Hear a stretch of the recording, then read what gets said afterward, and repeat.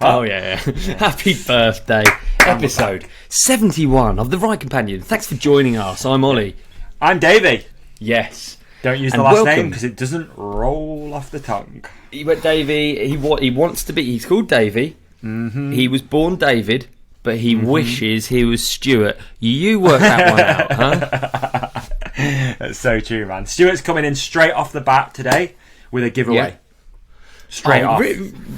Quick? Yeah, Mate, straight what in, giveaway dude. is it going to be? I didn't even know about this. For the algorithm. We're doing it for the algorithm. And someone made this quick suggestion through Instagram, and I was like, that is so funny and also good. I like it. It's a nice little thing. So we're coming straight off with a giveaway, dude. All right.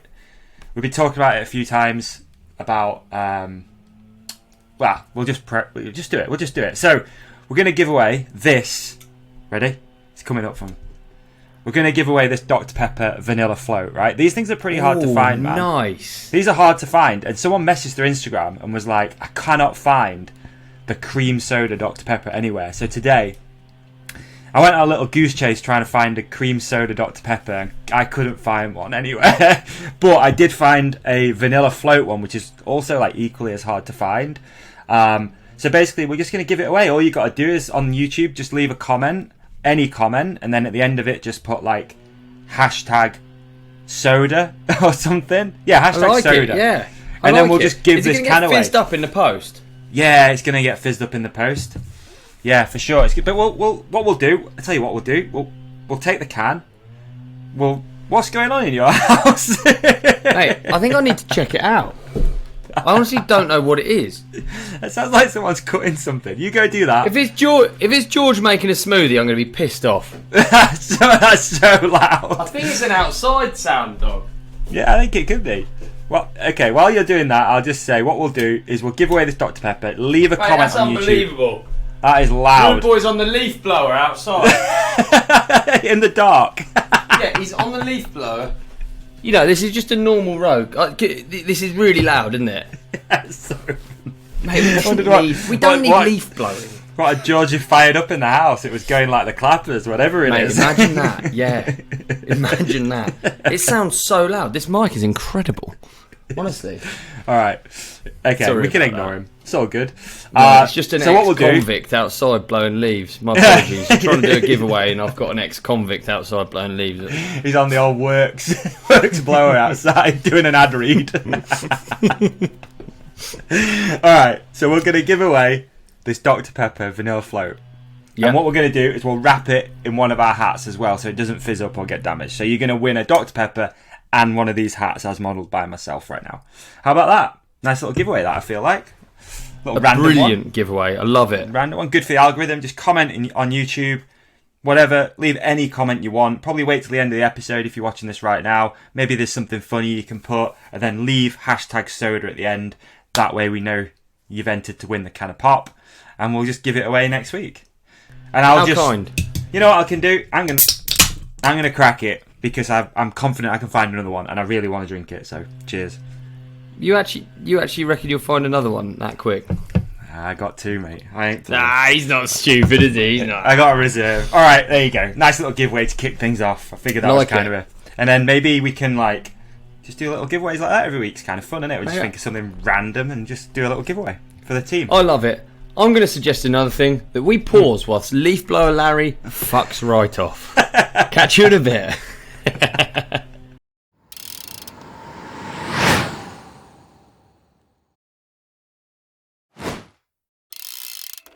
Right. And we're back. Sorry about that. Leaf Blower Larry's moved on down the road now. He's blowing leaves in the dark. That's so good. I don't know if that was a residential leaf blower. I mean, it's I guess it is only 6:15, isn't it? Yeah, it feels late, man. It starts feeling late all of a sudden. It's beginning to feel a lot like Christmas. It is. Do you like Christmas? Do I like Christmas? Great question. Not really. No. Why don't you like Christmas? I'm a shit gift giver.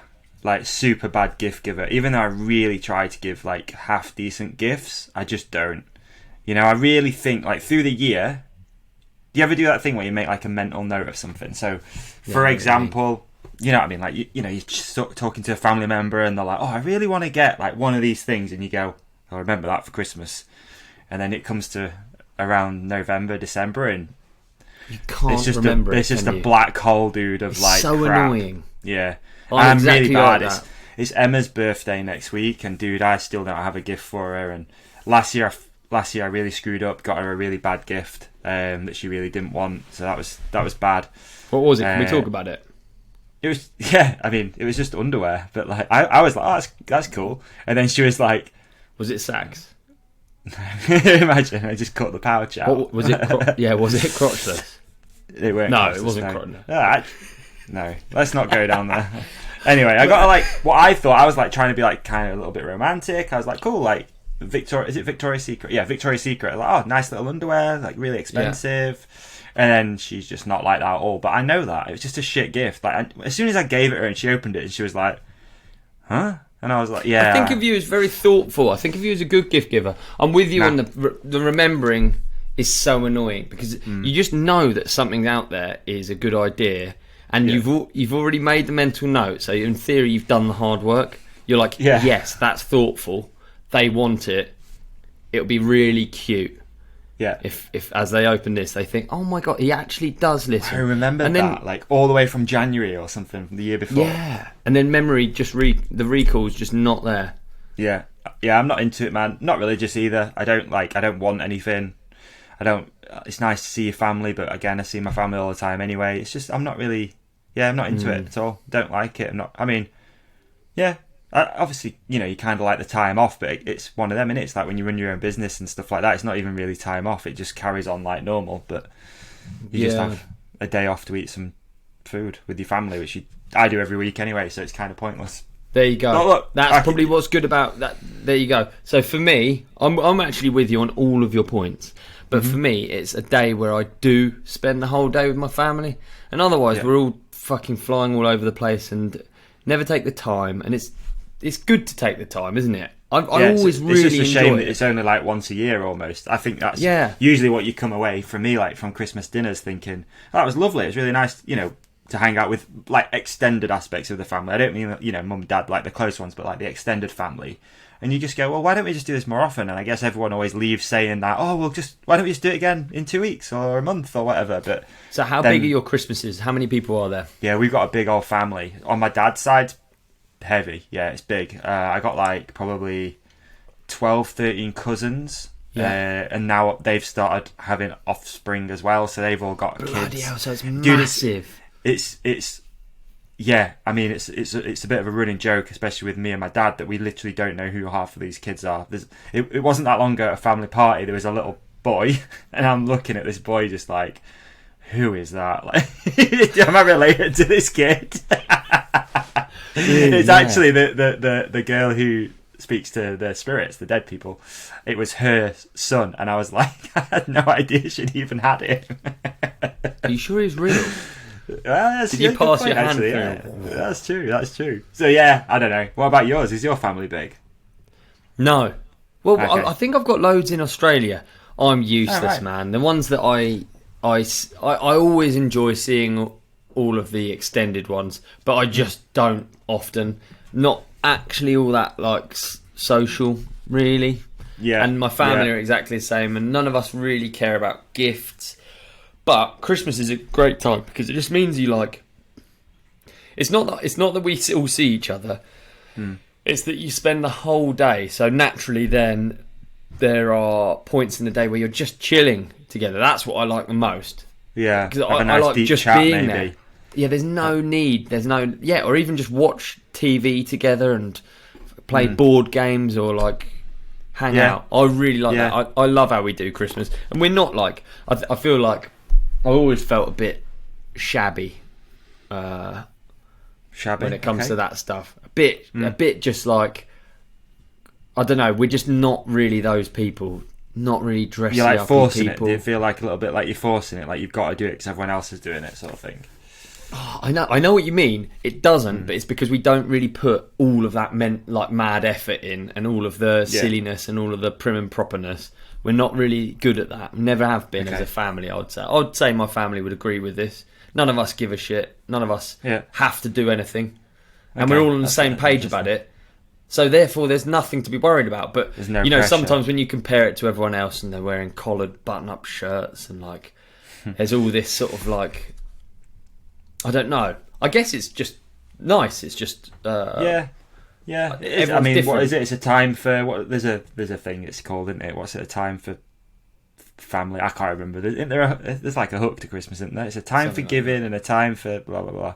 Is it right? It's, There's a time. Let's make it. Because we can't remember. Yes. Let's just make it up. There's a time for giving. There's a time for time living. for living. If you've got pasta, there's sieving, Yeah. and the. I feel like I'm Uncle carrying a lot of the Knobhead weight here, wants- Davey. I need some rhymes. Yeah, I'm dude. struggling. Come on. There's no. What rhymes with sieving? That's almost like orange, It isn't could be like watching TV and dribbling. Dribbling. Yeah. Dribbling, okay. yeah. Dribbling. As a family dribbling together. Mm. I don't know. I don't feel like We'll we've stay nailed that inside, bit. sheltered from the weather. From the weather, yeah. And then never Together. Together, yeah. I think that was There good. you go. And that's Yeah, the sort really of nice. lesson in poetry and how not to do it when you're put on the spot. Yeah, exactly, yeah. I You quite know like what, putting though? this spot, though. What one, and this is a little bit bar humbug, but what I really don't like is all of go the on. shit that goes with it, like the trimmings and the this and the that. And I think when you're a kid, maybe you like it and you go, "Oh, that's pretty cool." Like we got tinsel all over the house and plastic tat hung up everywhere. Yeah. And it's the same with like Halloween's just gone, right? Like Halloween, everyone starts putting plastic shit all over the house. They've got like plastic sheets on the front door that says "Don't come in here." It looks like it's blood. You've got plastic pumpkins on the doorstep. You're buying terrible sweets to give to kids, which they shouldn't have anyway. And then also it's like all the like, oh, let's get a pumpkin cup and saucer set. Fuck off. I know Why? what you mean, but Why? you don't have to do any of it. I tell you No, what, I you remember don't have one to. year. That's It the was thing. brilliant. You don't have to. It's privilege. It's just We're privilege. Like so you can do that. annoying.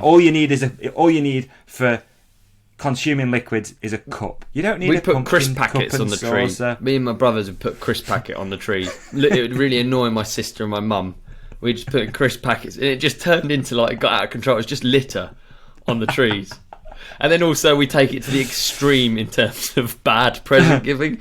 So I remember one year Henry gave me it was a Sainsbury's Basics chocolate bar that he had opened it and eaten a bit of it and then wrapped it in toilet paper. That to me is Brilliant. That's actually fuck Christmas. it. That's the most Christmassy shit because That's Christmas because it's funny. he You knew I remembered would it. find that really funny, and I did find it funny. And then we had a shared experience of funny, and like that is the best thing ever, isn't it? Yeah, that's so good. I like that, dude. Yeah, my dad does that every year. It's become a bit boring now, but Oh yeah, he the does first the pound few years, store, doesn't he? He does the pound pound store. shop. He goes. Yeah. He gets the fake nails. He gets the scissors and all sorts of crap, and just wraps it up for people, which I think is kind of funny. Do you remember last year we probably talked about the actual what they think Christmas came from and what the actual more of like a alternate view of Christmas was? How it was like shamans delivering magic mushrooms and stuff. Do you remember we spoke about that? Yeah. I find remember that we did. Yeah. I like that. I was thinking about that story the Yeah. other day. I was like, probably about time to bring that up on the podcast again. It's true. I wonder if we're going to get into like yearly cycles. We're not. We're just going to delve deeper and deeper until the stories are darker and darker, and then it ends up with just us two Did just you know crying. Christmas is about murder? You're like, Just crying really? on camera. Yeah. I like No, that story. We'll do that one closer to Christmas. We'll do a there you Christmas go. special. We'll talk about it. I'm Fuck, actually. remember when we had Father Christmas? That was funny. Drunk Yeah, Santa. that was funny. Jeez. I don't feel like it's not even time to talk about Christmas. I'll tell you No. why I talk about Christmas is because I live in a flat, as you know, but to our listeners, I live in a flat where there's like lampposts outside, and they always put the Christmas decorations right up to next to our window, and it is actually quite good. We don't put Christmas decorations up in our house, or if we do, they're very small and crap, but it makes it feel quite Christmassy. You look out the window, there's these like sparkling nice. decorations. It is nice. What is it, like a Santa, or what is it? What's up there? I can What tell you got? right now, looking at it, it's lots of fairy lights, and then this year it's a star. Isn't that lovely? Does it Like go a off at shooting a certain star. time, or does it just stay on? No, it doesn't. This is England. We're not talking about any sort of like flashing fancy lights, are we? We're talking about very simple. It's just a crap glow-up ones. sign. Yeah, compared to America, we don't do Christmas too hard, do we? We sort of do it. I would say like No. mid-range revs. You know, compared to America is mental. Yeah, we're isn't it? idling. We're idling. Yeah, we're just idling. Yeah. Yeah, the state, they go nuts for it over there, don't they? Like, everything's bigger and better, obviously, in the States, but not necessarily better, just bigger. But yeah, more, just more. Yeah, I had a miserable Christmas once in America. Probably the worst Christmas, yeah. Really bad, because I was over there, I was on my own, pretty much, anyway. I live with a Brazilian kid called Caesar. I wonder where Caesar is these days. Caesar Popinac. He came over from Brazil. He was a really good motor rider. Is he mates with Amanda Hug and Kiss? Amanda. So me and Caesar Popinac, we were on our own. Everyone else went home for Christmas, or obviously had family and stuff. They lived in America and this and that, and we went to Popeye's Chicken in Paris. So not only is Popeye's Chicken shit, but we were in Paris, which was really shit. Just you and Caesar. Just me and Caesar. We sat in a white minivan outside, and then we ate our Christmas dinner. Were you sad on that Christmas? Oh, I remember being really emotional, man, because I remember my mum shipped some gifts over that she probably shouldn't have shipped, because my birthday's just before Christmas, so she shipped like a parcel, and it had 2 boxes inside. One was for my birthday and one was for Christmas, and the birthday one had like a birthday cake in it, which she'd shipped from England to America. It got there. Smarties one, I remember it clear as day. Smarties one, perfect. And it was just like really emotional because you're away, and this is like years ago, man. It's before all of the, Skype was a thing, FaceTime but it weren't. And this and that. Yeah. Very different. I've been away, very different. Been away, and you miss people, especially at Christmas. And obviously, we might have done like a call or something before on a phone card or something. And we're going for Christmas dinner for everyone with everyone tomorrow, and I'm just there in the States, just on my own, basically. I'd take that as proof that there are elements of Christmas that you do like. I agree, and I am glad I've just realised that. Hey, we're growing together. We're growing together. We are growing, dude. We're growing up. We're growing up. Yeah, it's good. I feel growing up at the moment. Do you? A little bit. What do you feel growing up? How do you feel growing up? I feel like I'm taking the therapist role. I was just going to say, this feels a bit therapy. And how do you feel you've grown up? I just feel like all of a sudden, I just feel a bit older. I just feel, obviously I'm getting older, but I just feel all of a sudden you're at that point where at some point, many years ago, you think, I wonder if I ever get to that point where you feel older. And this is that point for me around now. Yeah. And what's your age? I'm now 35. So like this time, if I was my dad, I'd have been 5 or 6 years old. So you just start thinking like that, don't you? I guess there's all those times in your life when you're younger and you're like, kids aren't even a thought. You can't even imagine anyone that you'd know having kids. And all of a sudden, you got friends and stuff that are having kids. Obviously, you've got the same with some of your friends and buying houses. And I don't know, all of a sudden things just feel a little bit more grown up. And I don't know if I like it, if I'm honest. No, I know exactly what you mean. It's interesting, isn't it? Because it does come. It is like a period of your life. And we are in it 100%, and like it is actually like harder to just go for a ride you're almost left on your own a bit, or you're taken out of this endless momentous cycle. That I would consider from 20 to 30. That was just completely out. That was a car just completely out of control. Really, it was in a good direction, but it was like. Yeah.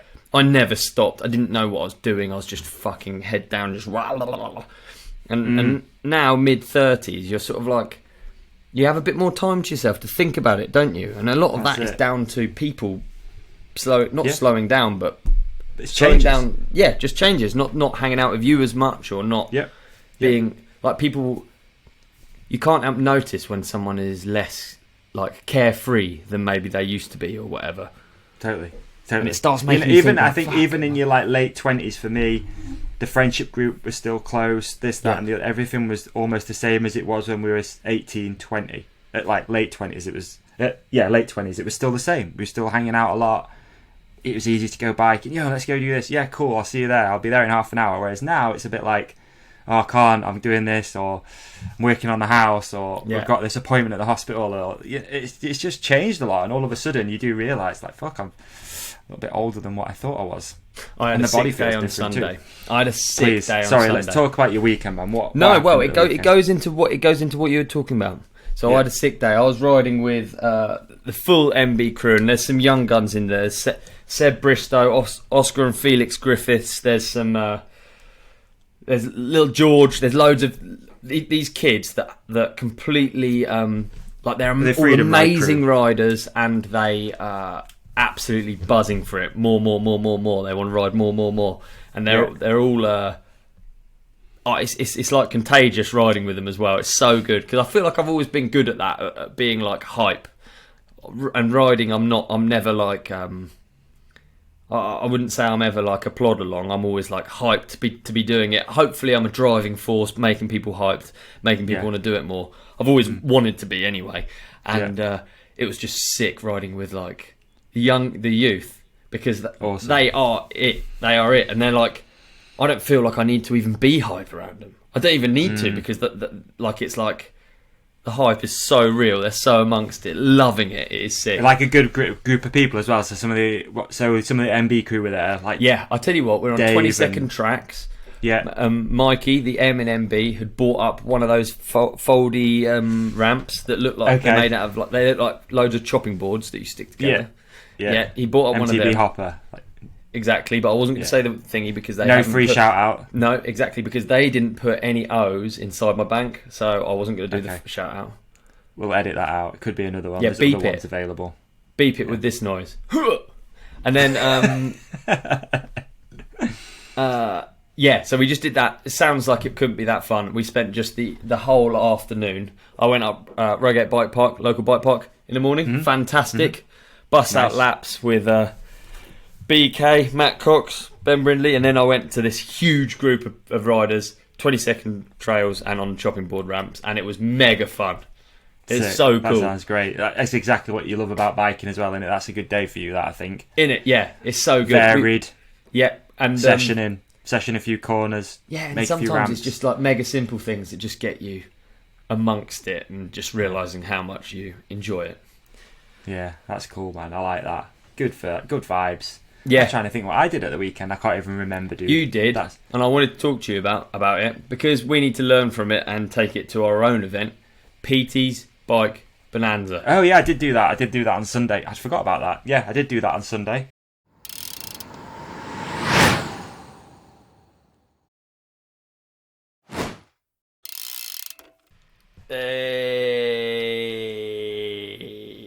Go on then. You start. Dude, sometimes I do wonder. Yeah. Do you know what I wonder? Because I just see you from the waist up. I wonder whether you wear anything below that camera. Sometimes I do. Sometimes I don't. At the moment, I do, but I don't. Because I'm just going to slightly take these off. Because I want to talk to you about what I'm wearing down below. Dude. Because there's nothing worse than being uncomfortable. So you're actually now naked, honestly, from the waist down? Yeah. Wow. You don't need me to prove it, do you? This is cool. No, I don't know. No. I don't. No one needs to see my bum on this. Or front bum. So, this amazing brand has been a sponsor of the podcast for a long time. You could say they were the first sponsor. And throughout the years, mate, we've converted tens of thousands of people into owning and wearing the best underwear on planet Earth. And obviously that brand, if you're listening, is Sax. That's right. Dude, I've got some on right now. Of course you have. Most people have that are listening. There you go. Visual representation if you're an audio listener. Ollie is wearing them. I was, but here they are now in my hand. So Sax, obviously long-term sponsor of the podcast. And what we've always struggled is to have a discount code from Sax. But finally, we've pulled it off. And with Christmas coming, this couldn't come at a better time. If you're looking for Christmas gifts, whatever, Christmas, Father's Day for next year. Yeah. I don't know when you're listening to this. Either way, the discount code is still going to work. So, dude, how do I get to this discount code? What is the web address? Okay, who have we partnered up with? We have partnered with my friends and our new friends at urbansurfer.co.uk. Urban Surfer are arguably one of the best places to get your Sax underwear from, and they've hooked it up by giving the companionship a discount code. That discount code is going to knock 10% off all Sax sales. Now, it's been difficult to get one of these, so I'm pretty stoked, man. We finally come through with a discount code. Just personally, if you want to try Sax, if you've never tried them before, My favourite pair is these. As you can see, I was wearing them today before I took them off. They are the Quest. These things are all-round durability. Perfect. They're made of a micro mesh, so they wick away moisture. So they're really good if you're out riding, getting hot and sweaty, or maybe a little bit damp. Yes, question at the back. My question, do they have the ballpark pouch? Because I've heard about it. I've heard about it from Jamie Oliver. I've heard about it from numerous different athletes and celebrities all around the world. Do these ones feature the ballpark pouch? Every pair of Sax underwear features the patented ballpark pouch. As you can see there, if you're watching on the tube, your nuts and your veg. Well, your veg is your nuts, but your nuts and your piece, they sit inside there. These two mesh panels, they prevent any chafing. No more bat wing, no more picking your nuts off the inside of your leg, man. That shit is done. They also feature flat seams, so you don't get annoying little itch from the seams. And of course, they're antimicrobial, so you can wear them for a month and no one will even know. Anyway, that's incredible. If you want to get yourself a pair of Sax, head to urbansurfer.co.uk. Enter the code THERIDECOMPANION, all in capitals. What is it? Is that the urbansurfer.co.uk and entering the code THERIDECOMPANION, all in capitals? That's correct. You go to urbansurfer.co.uk, enter the code THERIDECOMPANION, and that's going to knock you 10% off. And the amazing thing is, Urban Surfer have got pretty much the entire Sax range. So maybe you don't want underwear, maybe you want a t-shirt, lounge pants, whatever. You're going to be able to find it on Urban Surfer. So big up Urban Surfer. Big up Sax for keeping our companionship lovely and comfortable and sweat-free. And that's it, and that's that. Enjoy. Thanks, Sax. Hey, Davey, you got someone at the door. Do I? Do I? Don't do it. Don't do it. Don't do it. Don't put yourself... You know what I was doing, though? Set you up. I set you up for some nudity. Thanks, Sax. Thanks, Sax.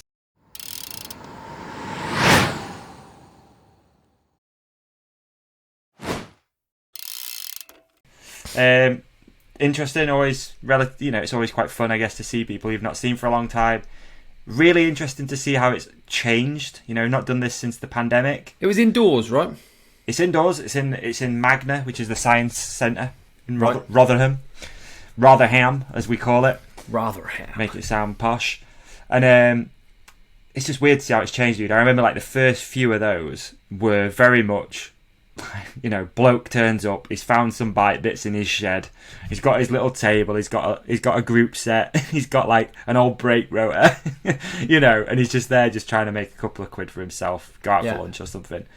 That's how it started. Now it's very different. Now it's distributors that have got a lot of stock to shift. Is it? That are just, it's mad, dude. It's crazy.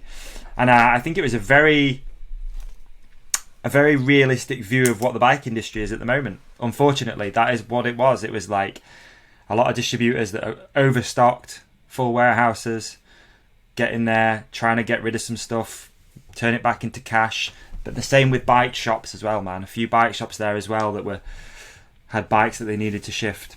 I think it's a big topic, and it's up to you if you want to go down this rabbit hole, but it is interesting what's going on with the bike industry at the moment. We've had this huge rise through COVID. That's no secret. Everyone knows that. Bike shops were killing it. People were buying bikes left, right and centre. They weren't even bothered what bike they were buying. They were just buying bikes, right? And bike brands couldn't get enough bikes. Components companies, Shimano, couldn't make enough components. Then it slowed down. And what goes up usually does come down for a bit, right? And then it'll probably start gradually ticking along again. So what we're going through now is we're going down the going down bit. And you've got a lot of distributors that have over-ordered, which I think I had a really deep conversation with one of my friends who's got a bike shop. The bike brands, in some respects, I feel should be held accountable to this because they've over-ordered. Because for some reason, maybe, and I might be off, they thought that this hockey stick graph of sales was just going to continue going like that. And I think hindsight's a great thing that you can just look at it and go, well, that was stupid. And at the time you caught up in it, right? You've got people wanting bikes, you can't supply them, keep ordering more bikes. But it went up on a hockey stick graph, really, really steep incline. Now it's starting to come back down. But I do think that there's some sort of accountability that has to be there for the bike brands that have over-ordered and that are now trying to stitch bike shops up with bikes to get them out of the warehouse and just get them on shop floors. It's an interesting time at the minute. It's quite sad in some ways. Obviously, I do with Hook It, I do often speak to bike shops. I'm relatively rarely out on the road these days. But for every one shop, let's say for every 5 shops that I speak to, 4 of them aren't doing that good. One of them will be killing it. And that's sort of what's happened. You've got these like industry leaders. You're sort of like middle of the road. No free shout outs, but you've got like CRC, top of the chain almost. Like they're probably going to be still killing it. Then you've got like the middle ones that have maybe these retailers have got like 1-4 shops, something like that. And then you've got the ones underneath that are really feeling it at the moment, that have been stitched up with bikes that are probably running into some cash flow problems. And it's just a bit of a look, if you're listening to this, watching this, whatever, go support your local bike shop, because it isn't all fun and games out there at the minute. Things are pretty tough, I think, for all industry actually, but bike shops in particular, because we love bikes, don't we? So yeah, true that. But I think the bike bonanza was a peak into that, of a little bit of desperation. You can feel it, man. A little bit of desperation out there, like there was a distributor, will remain nameless, selling really expensive forks for, it'll be for a third of the price. So if they're a 1,300 quid fork, they were selling for 400 quid. There's no real need for that, is there? Because not only can the bike shops not sell them, but it just seems a bit desperate.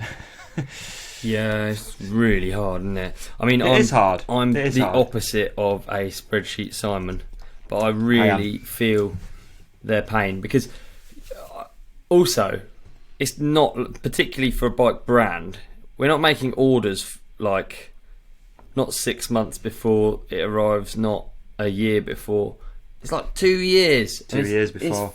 It's super hard to forecast that. And I've heard a lot of big brands cancelling big orders, which has a knock-on effect to all of the OE obviously brands. You've got OE brands, of course, but obviously it's just this chain, isn't it? So you talk to a bike shop, they're cancelling bikes, so the distributor has to cancel bikes, so they cancel from the OEM for the components, for the brakes, for whatever, and it's this knock-on effect now that. And then the factory costs more. It is like the butterfly effect, isn't it? It is like the butterfly effect. Yeah, like little things.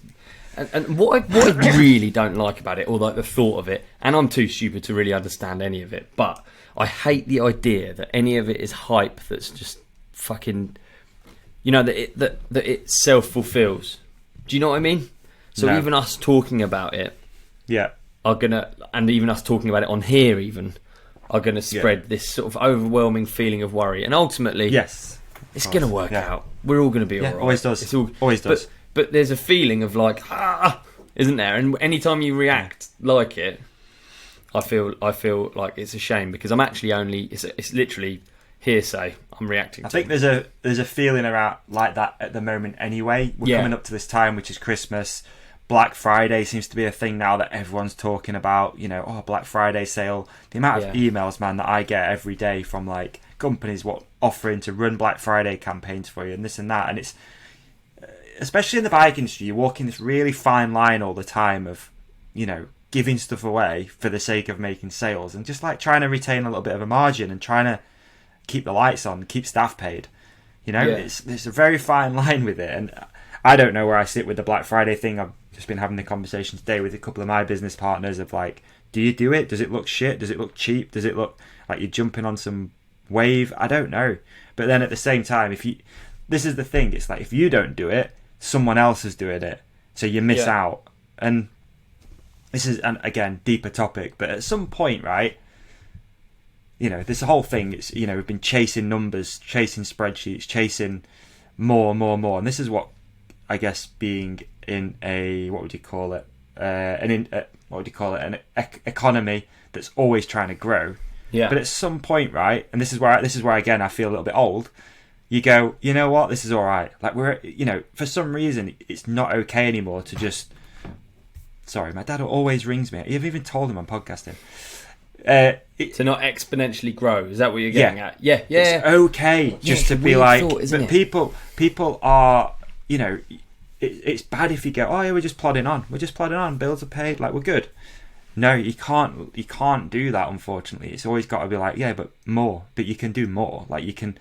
But at some point, maybe it's nice just to be like, no, we're good. Things are all right. Like, let's just not be chasing all the time and trying to cut margin and trying to, like, penny pinch and this and that. Like, it's the weird thing, isn't it? Because a business it becomes a different thing because it doesn't behave like a human, even though it's comprised of just humans.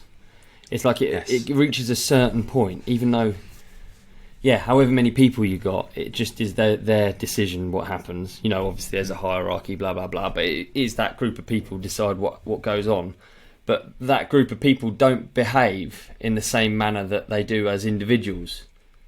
So, you know, you end up making decisions like as if you're like a robot, or like you're like a... Yeah. Well, you know, the numbers don't make sense. And money. Like, and that's the, you know, money makes the world go round. Exactly. I know that. And it's super important to know what your core is. I actually think, not to get too philosophical, but like with anything, I actually think with anything to stay true to like your core and what your feelings are. You know, that's why I like when people trust their gut and they do things that maybe don't make sense to everyone, but they make sense to them. Like, I think that's really cool. And then when a business does that, I'm always like, fuck yeah, that's pretty cool. Yeah, like, I agree 100% with that. And it is easy to get distracted by the noise sometimes of other people telling you, which is why I think sometimes it's important to keep certain things to yourself. Also, maybe you just share certain things with your trusted people that understand you a little bit. Okay, so a good example would probably be with some of the ideas that we have for this podcast, right? If I share them with you because I know what you're just like, yeah, it's cool, or that's stupid, or whatever. But if I went ahead and shared some of that with some other friends, they'd be like, well, that's ridiculous, what you're doing, like, what a waste of time. But that could be the best thing, like the best idea, that you've not gone with it because someone who has no idea about what your actual long-term goal is or where this thing is, and the audience, they don't know, they just think it's stupid and you don't do it. So I think sometimes it's really important just to like keep it in and just, like you say, just go with your gut. That gut feeling is a real thing, right? Like, it's almost exactly you, the gut, isn't it? It's exactly you. Yeah. I always find it really interesting. I've probably got a shit filter anyway. You know, I'm probably aware of that, and probably everyone listening to podcasts is aware of that. But like, I really realise it because I spend all my time with people that know whatever. They know I'm all right. I'm not the end of the world or whatever. So I can come up with a shit idea. I'm not saying it's a good idea. So in DMR in the office, for instance, we come up with so many shit ideas and none of us feel weird about saying them. So you can say, because that's important, man. That's creative. Exactly, that's creativity. Because any good idea didn't just start as a good idea. It didn't just fucking come out like polished. Didn't just. No. Quite often it came out really shit. Or it can come out as a stupid idea that turns into something through collaborative thought, or it can, you know, it's just. And so often, if I'm with people that aren't, and lots of people aren't creative, and it's absolutely fine to be not creative, but it's like really noticeable to me because obviously it's pretty much all I am, like. So I come up with a shit idea, and it gets treated like a shit idea. You're like, fucking hell. Like, you think like, Jesus, I need to shut up a bit actually. It's important, and also I think you learn to play to those strengths, and again that's part of growing up. For me, I think I shared with you a little bit, kind of happy to share, like my job at Saks is changing. So my previous role was sort of like a sales role, but especially over the last couple of years, this thing's got busier, etc.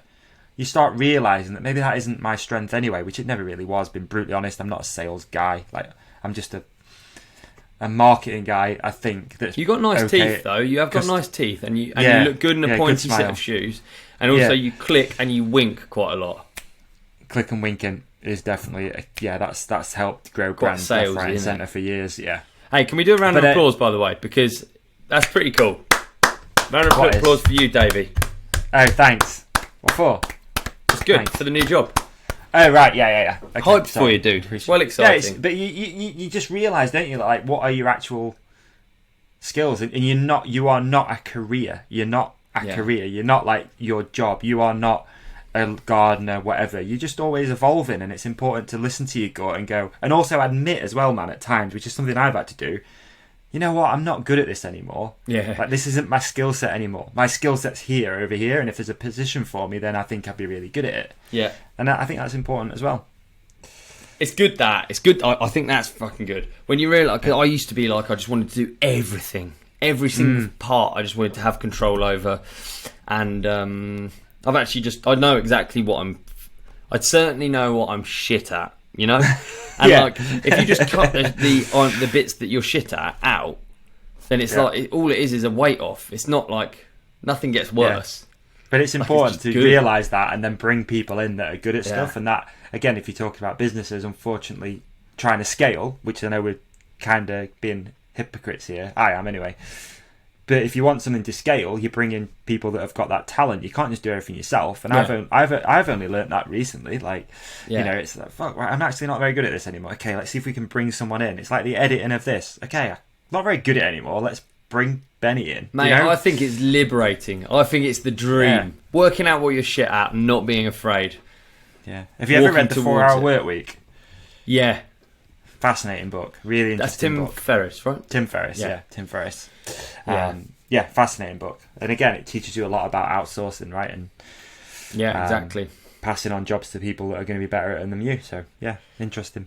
Talking of that, absolutely not talking of that. I was trying to do a segue. But I'm shit at segues. Hey, I'll admit it. Shit at segues. Need to improve on them. Maybe I need to improve on them. Maybe I need to stick to what I'm better at. But it's a good segue now because you've admitted you're shit at segues, and then we're going into a segue. And now we're segueing. Even though I'm shit because we're talking about what we're shit at. Okay, I went to the premiere of This Is How We Roll the other day, which is... you did.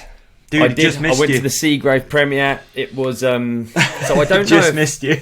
I just didn't want to change my train. Unreal, yeah.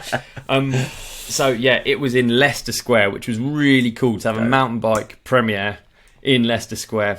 That's sick. That's really I think cool. it's out. I think it's out this month. Later on this month. Yes, it's the end of November. It's out. End of November. I think the 26th. I'm not entirely sure. They're getting a free advert because they gave me popcorn and a goodie bag, which I left on my seat. Sorry about that. How was the popcorn? Popcorn was great. I like popcorn. Popcorn's actually becoming more of a favoured food of mine. It's good, very low calorie, snack. And good snack. Largely made of air, and I really enjoyed popcorn. Yeah, good snack. Yes, sometimes they put like bad butter on it, which I'm not a massive fan of. I was just trying to figure out when it was out. I'm sorry. Sometimes they put bad butter on, which I'm not a fan of. And also the thing is with cinema popcorn is it's going to cost you. It's going to cost you, basically. Especially now, man. Those movies are making it back at the minute. They're really trying to be like, right, you left us high and dry for 2 years. Yeah, we're in a dying thing. It's dying. It is literally dying a death. Yeah. You come in, you want a soda, you want a can of pop. That will be 400 quid. Yeah, exactly. It's unbelievable, isn't it? It's eye-watering. So fucking gnarly. Yeah. Anyway, the Seagraves picked up the bill. This is how we roll, and I had some nice popcorn and I had a lovely time. The event was hosted by Rob Warner, who did it. Basically turned into a Rob Warner roasts everyone around him, which was fantastic to see. You know, when you see someone and you just think, fuck, this is what he's made for, and it is what he's made for. He commands the audience. He had me absolutely pissing myself, and it was brilliant. It's really going to be a good series. So did you see the whole thing? Negative. I saw a mashup and then I watched the first episode. So it's going to be an 7 or 8 part series, and it just covers kind of the behind the scenes of running a World Cup team, being on a World Cup team, working within a World Cup team. It was really cool, and I think it was like a challenging year for the team, obviously with Tani's head injury and with Chaos struggling, and you know, every team has a story to tell, and I think they had probably quite a good one, and I'm really looking forward to it afterwards. And awesome, yeah, it was. I think we've got some of the team guys coming on as well to promote it pretty soon. Yeah, wicked. Chaos, I don't know. All right, I'll shut up then. We're getting them on. We'll talk about it more because it'd be good to do. I'd especially like to talk to Tani about head thing. Okay. And I know it's We can do that. probably pretty old now for her to talk about, but it's a worry of my own and something I've had my fair run off. So it's evidence of it right there. Yeah, I know exactly. It's just a black hole of thoughts. Just birds tweeting, sunshine, lollipops. No, dude, you're right. I'd like to learn more about it and how she's gone through it. I tell you what, she must still be having some issues because some of those prices she was doing yesterday, dude, at the Bike Bonanza, I think she still was concussed. And I bet she sold out, dog. I bet she sold out. I did see a few canyons getting wheeled out of that place, I tell you. There you go. She's on Canyon, isn't she? Yes, Davey. Yeah, yes. Just checking. Just good on you. Good check. Do you have vivid dreams? Oh, great question.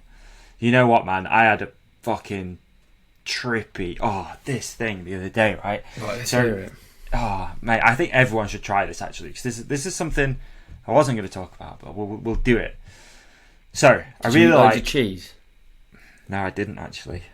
Don't do anything anyway. Similar, bro. I don't know if this is a thing that everyone has. Emma said she does it all the time anyway. This is new to me. So here's what you do. Okay. I really like ambient music. I really like soft piano and binaural beats usually combined. Okay, yeah. So what I often any dolphin like or do, Celtic love song, or is it just mainly just soft piano?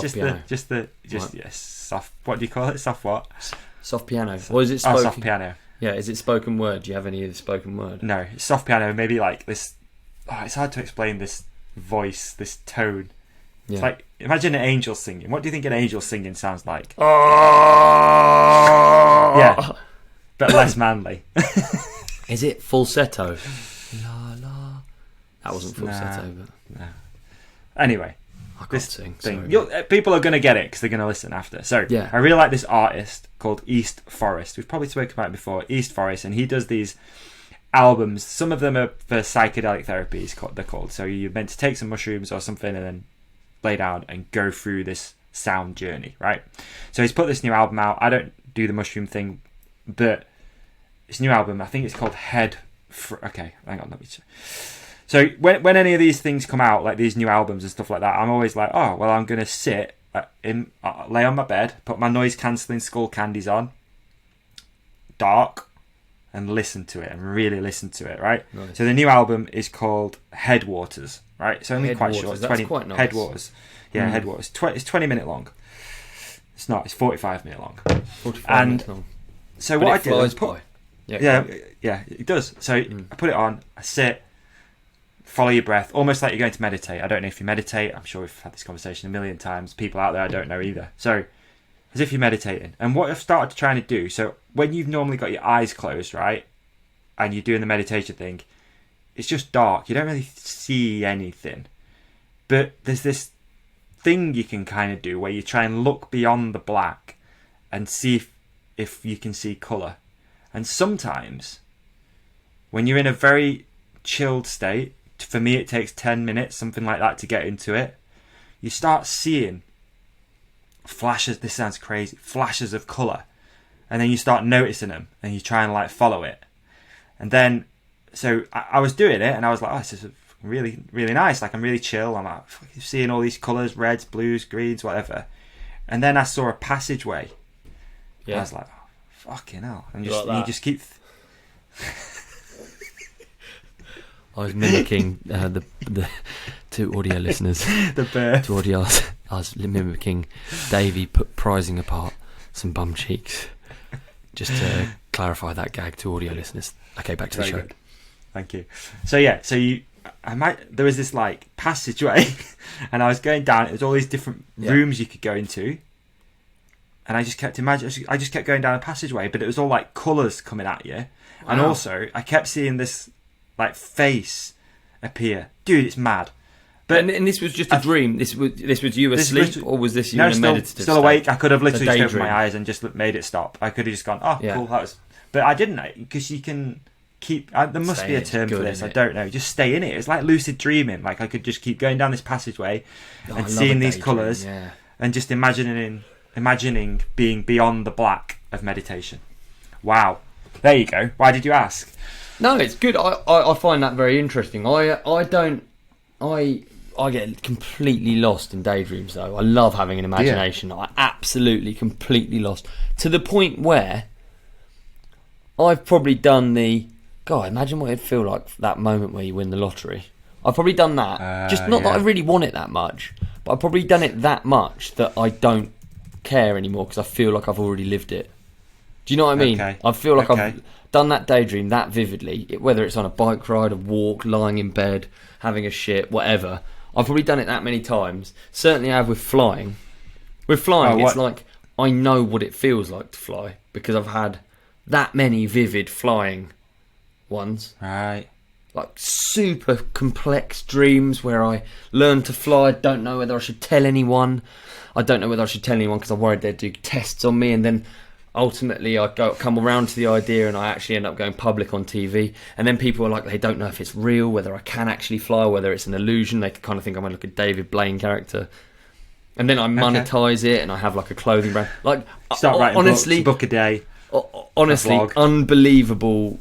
Like in unbelievable detail. Like I employ my friends. We do a tour. We go around Sydney Harbour. I come fucking flying through NEC. We do. That weirdly was never part of it. But thanks, David, for your contribution to my daydream. You do, but you know, like I feel like that's just the same almost. That is meditative for me anyway. I do it quite a lot. I in fact do it all the time because I'm a really. Yeah, all the time. You do that thing where you make sounds as well, don't you? You like. I know. Was it last week that you didn't actually know I was here in the studio and you were just beatboxing to yourself? Oh yeah, whole like time, some crazy person. And I thought you were doing it to me, so I was beatboxing back, but you couldn't even hear me. No clue. Actually, must be the worst person to live with ever because it's just either fucking nonsense, made up, annoying noises. Yeah, I love it. I think it's well good. I like it.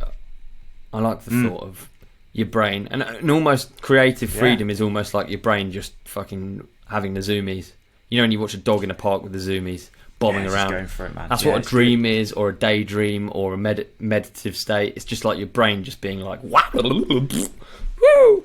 I agree. It's wicked. Yeah, it's good. I think you just got to embrace it sometimes, and I think that people will attach certain labels to that, right? They're going to say you're this, you're that, loser, and big loser, head, yeah, bo, dumb, CTE. But I think you just got to embrace it and go with it, and it's all that stuff, isn't it? Of like, you know, why people saying you shouldn't be like that. You should just be in your little groove and you just go to work. Do you know what point actually was right at the very start, right? The dream I had that I've forgotten that was unbelievably vivid but it was me doing a whip through a set of trails, but I was seat bouncing on my jump bike, which I never do because my seat's too low.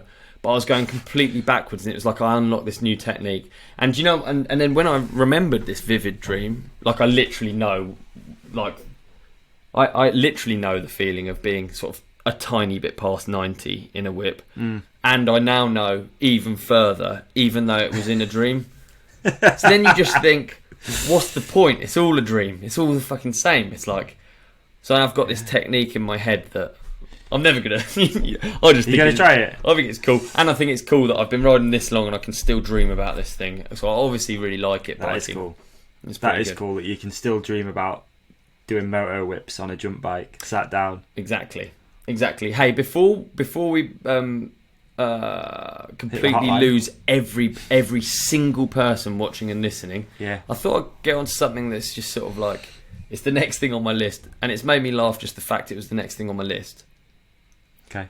I want to buy a shipping container. So I thought we'd go from the outer realms of like the depth of our brains, our subconscious minds, to shipping containers. Yeah, definitely. What are your thoughts on shipping containers? Talk to me. Massive fan of shipping containers. Yeah, probably again, getting older. Yeah. Certain things you used to look at on eBay would have been bikes. Yeah. Merchandise off certain things. Maybe you'd want to buy drugs. I don't know. Really? Now I like looking at shipping containers. I've been dreaming about a shipping container home for years. When I first started seeing shipping containers things, I was like, that's such a beautiful way to live. Get 4 or 5 of them, make a nice little pattern. Jenga, make the balcony that I'm dreaming of, put that there. make a nice little courtyard out of it. So yeah, dude, massive fan of the shipping container. Secure, really secure. And I mean, that's all I've really got on shipping containers. Have I got anything else? I like shipping containers as well. I like Secure, shipping you've hit the containers. nail on the head with Secure. They come in 20, 15 and 10 foot lengths. Are they only as secure as the lock you put on them? You are quite right. They're actually not really secure. They're the same once security the lock's as a broke, shed. you just open it. Yeah, but I feel like maybe they are secure. I don't know. I want a shipping container and I want it to be secure. And I'm going to make it, the whole thing electrified. Can you bury it? Yeah, I'll bury it. No, I'm not going to bury it. No, fill with water. But I'm going to. It's going to be. I'm buying a shipping container, and I just thought I'd. It's on my mind. That's amazing. Have you found one? Yeah, I found one. And how much are we talking for a shipping container? If you don't mind me asking. No, what is a shipping container worth? 20 foot long. You're talking $3,000 for like a fairly shoddy one. Yeah. 3 bags of sand for a fairly shoddy one. And that's brand new shoddy one, means maybe it's got a little, few dents in it. Dented around. Maybe someone's painted it up. Maybe they haven't. It's probably got rust. Can even have holes. They really hold some value, shipping containers, because they are just useful, aren't they? Yeah, really useful, yeah. Wow. Is there a surplus of shipping containers? Are they hard to find? Panic not. I'm not getting one even for $3,000. Absolutely not. Oh. Because if you half them, they become almost half as useful. So I found one for $1,500 at the minute. Okay. And it's got a roller door. Someone listening. Maybe we have people listening who maybe work in the shipping container industry who might be able to... It's a great shout out. But I would also... But basically, what I was getting onto is I would love to see pictures of our listeners' bike caves that they're pleased with. Because I think I'm really excited about having my own. Because obviously this room that I'm in right now is my current bike shed, which the novelty wears off fairly quick. I'm sure you agree, right? Yeah, it has here. At the beginning, I was like, yes, Mum can't tell me to not have my bike in the house. Mint. Yeah, same thing. I'm even going to have my moto all of a sudden in here. You go, oh my God, I can't fit any of this shit in here, and it's muddy. I've just done that. Fucking hell. Absolutely sick of it.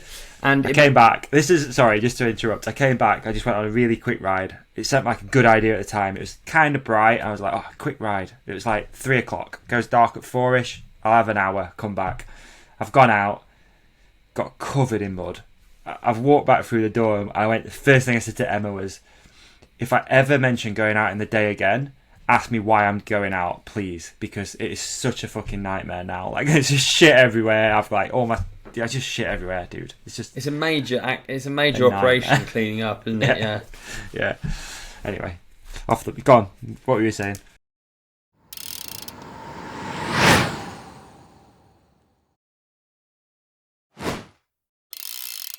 Let's cheers with the only drink that shares our brand colour. And arguably, my favourite cheers. Yeah. Here's to a fantastic podcast. I'm already open. And many thanks to Days, our long-time partner.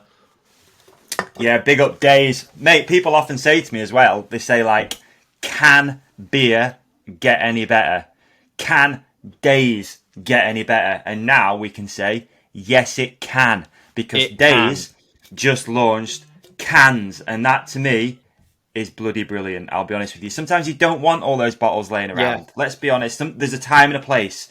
Sometimes you need the bottle when you're at home, nice crisp cold bottle. You pop the top off, you get that little thing. Sometimes you want a glass bottle. I was thinking about this. Yeah, I was thinking about exactly this. What is it that makes a can advantageous in your experience? I think we got the same answer here. Okay, my experience yesterday actually was went down to the BMX track. I took 2 cans of Days with me, and it was just nice to like finish riding. We shared a Days with a friend, as you should do with all beers. Share on with your friend. You do a little cheers at the end of the session, and then for me it was like, boom, stood on the can, crushed it down, slid it in my pocket, rode out of there. Like before, you'd have this bottle. It's a little bit clumsy sometimes. So for me, that's what I love about the cans. They're just a bit more like portable, a little bit more like. Yeah, I'm with you. Friendly. Yeah. What about you? Absolutely, that's exactly what I was going to say. You finish it off, you crush it, put it in your back pocket, off you go. Yeah. Have we got? We've got an offer for our listeners, haven't we? We do have an offer for our listeners, and it's just got better. Days have been really kind to us. Obviously, we've got Sober October coming up, folks. So if you want to take part in Sober October, again, think about it. You're just coming out of summer. We've had a beautiful summer. Maybe you've been drinking a little bit too much. Maybe enjoying a few hazes in the evening and you just want to try and have a bit of a detox, but you still want to get that fill. Check Days out. daysbrewing.com. Check it out. 0.0%, obviously. Vegan, paleo, all that sort of good stuff. It's made in Scotland. Lovely brand, lovely people, and they're so lovely that they've actually increased our discount code because the companionship's been repping Days hard. So rather than getting 15% off, you're now going to get a whopping 20% off Days. That is with the code TRC Days, all in capitals. What was it again? I've just forgot already, dude. TRC Days, all in capitals. That gives you 20% off on the Days Brewing site. That's correct. So thank you, Days, for fueling the lifestyle. We appreciate you. And go get you some. Absolutely. It's a beer for doing and we like doing. Thanks, Days. Peace and love. Let's carry on doing and do some listener questions. Let's do listener questions. Good idea.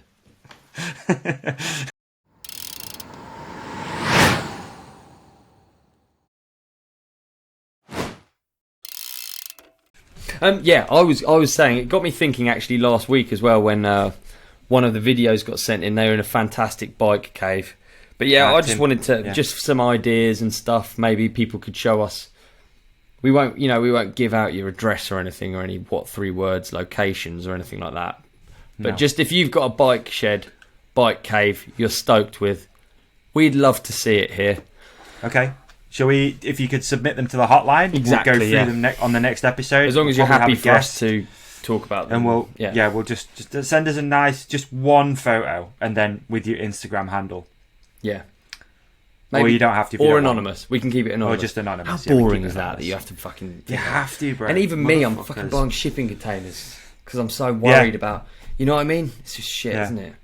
I've got a garage, but it's just going to get broken into straight away, so I need to put literally a shipping container that I can park cars in front of. It's just rubbish, isn't it? I wish people didn't steal stuff. In fact, so do I. Normally people try and get more subscribers. If anyone's listening to this and they break into garages and steal bikes, can you please unsubscribe right now?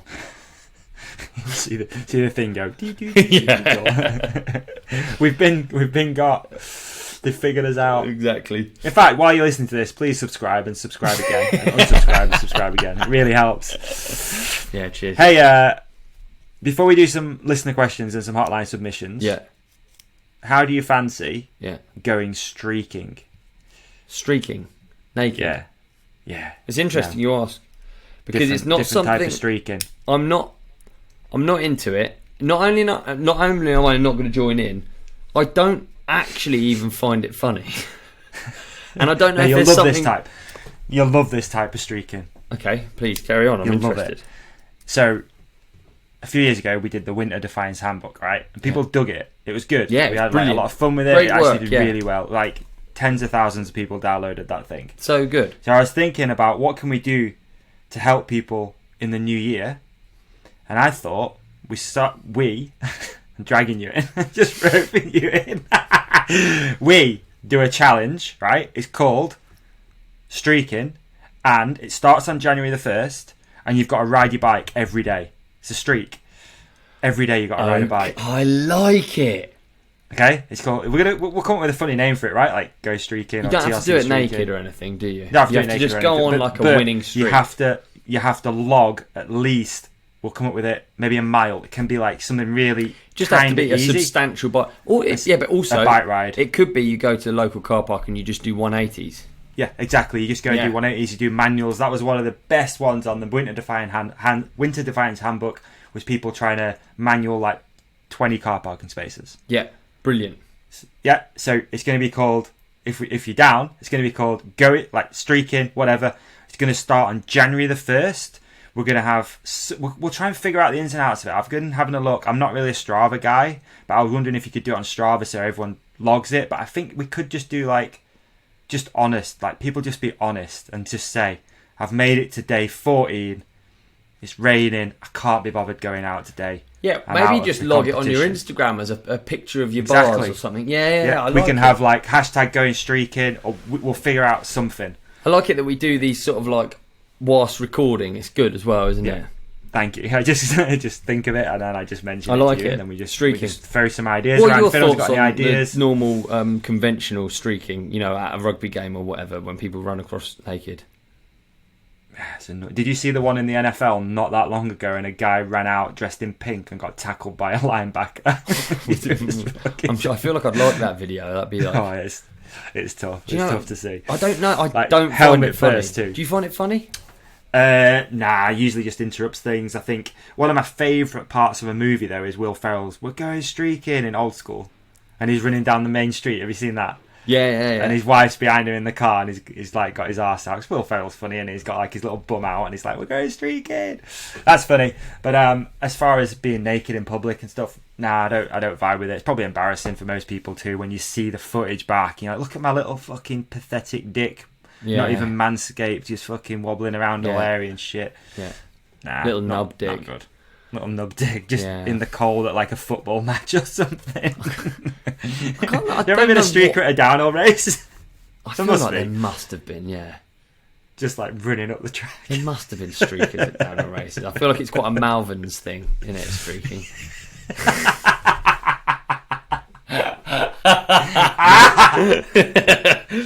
Right, yeah. Let's move on to Hotline, dude. I'm hyped to get the Hotline. I actually bumped into a gentleman today. I believe he's by the name of John, and he had said that he had sent in a question to the Hotline, or to to one of our listener questions, and we hadn't read it out, so I did it. I answered it there in the woods. No, but I said to him, look, we get so many, and I really appreciate all of them. We'd love to do them all. Was it like, what would you rather put up your ass?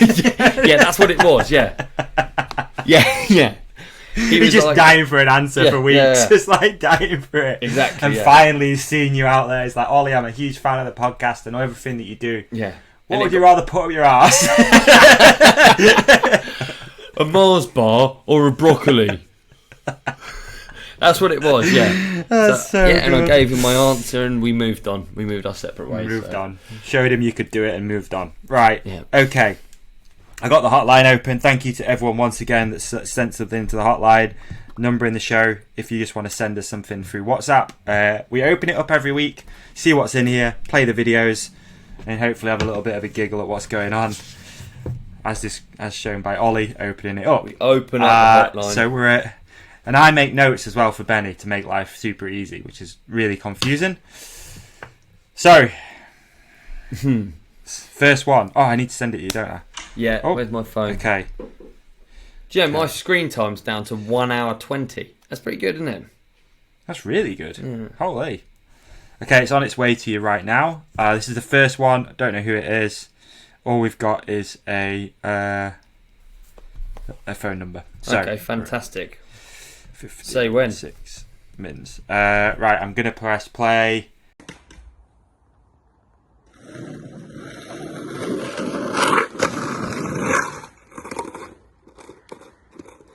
Lads. Wait, what do I say? State your name and your question. Oh yeah. My name is Hayden, and I've got a question. So, if you could go pro in skateboarding or surfing, which one would you go for? Oh, that's a really good question. Thank you, Hayden. We appreciate you. Big up, Hayden. Nice one, Big dude. up, Hayden, and for the trick too, man. That looked like a that was great good. trick. Mate, there's good things to both of these answers, aren't there? I mean, from my perspective, the grass is always... The other day. You what, sorry? Go on. What I seen the other day, right, is there's a video, relatively new one, of Nia Houston's house. Yeah. And I was like, being a pro skater looks like it could be quite lucrative. That's for damn sure. Holy, he is balling out of control. Big time, isn't he? He's big time. He's worked it out. But for every one of those, I bet there's a million aren't making any money. It's not easy. Right, should we go through benefits and stuff for either? Because I feel like skateboarding has a lot of benefits. I'm going to be honest. Okay. All right. I'm struggling for. Okay, one. skating, so travel wise, I have my bike to break down. A skater, you can literally travel with hand luggage, and you can pack like 5 decks, switch them over. that's great. Parts are interchangeable. Well, how many sponsors have you got? You got your clothes, you've got your deck, you've got your trucks, you've got your wheels. Is that crazy? Am I wrong? That's it. You probably have some headphones. Yeah, headphones, maybe an energy drink. Yeah. So that's actually not a good thing if you can't get as many sponsors. But it's nice and simple, isn't it? I mean, that's pretty cool. I like that. Yeah, I think it's universally accepted as pretty cool. Yeah, I'd say it's universally accepted as pretty cool. I think you can obviously travel to some cool places as well. Like, you're going to see cities. You're going to see skate parks, which is always quite fun. Yeah. Okay, I've got another one. Let's do a test, right? So, in this test, this is a test that can go either way. If you're a guy that likes guys, like we have an example here of 2 guys, so we could, for instance, be in the market for another guy, and we could be at a bar, right? Let's not complicate it. Let's pretend I'm a girl. Okay. This is too difficult already. Okay, I'm going to ask Why don't you do both? I'm going to ask you neutral. what you do, and you're going to say, I'm a skateboarder. And then I'm gonna kind of try and react as if I'm a girl, you know. Okay, all right. And then we're gonna compare it maybe with mountain bikes. So can you do mountain bikes first, for instance? Yes. Okay. Okay. Oh sure. God. Okay, ready? I'm playing with my hair and shit. We're having a lovely time. Do I need to look like a bit more of a biker? Like no. You're cool exactly as you are. You are a biker, so this is really realistic. Right. But let's say we're at like quite a nice wine bar, but the music's loud, but it's not too loud, so you don't have to shout. Yeah. Okay. Yeah. Nice. Ambient. And like, let's say we've bumped into each other. Maybe I've spilt a bit of drink on you, and you've made a joke, and then we got to, something like that. Anyway, blaming my hair. What do you do? Oh, I'm actually a mountain biker. Yeah, cool. Yeah. What does that mean? What's that like? Where do you do that? Oh, so I actually travel all around the world, but mainly just on my own in the woods, to be honest. In the woods? And I find mainly the woods just quite in the spooky, woods. yeah, and quite loserish.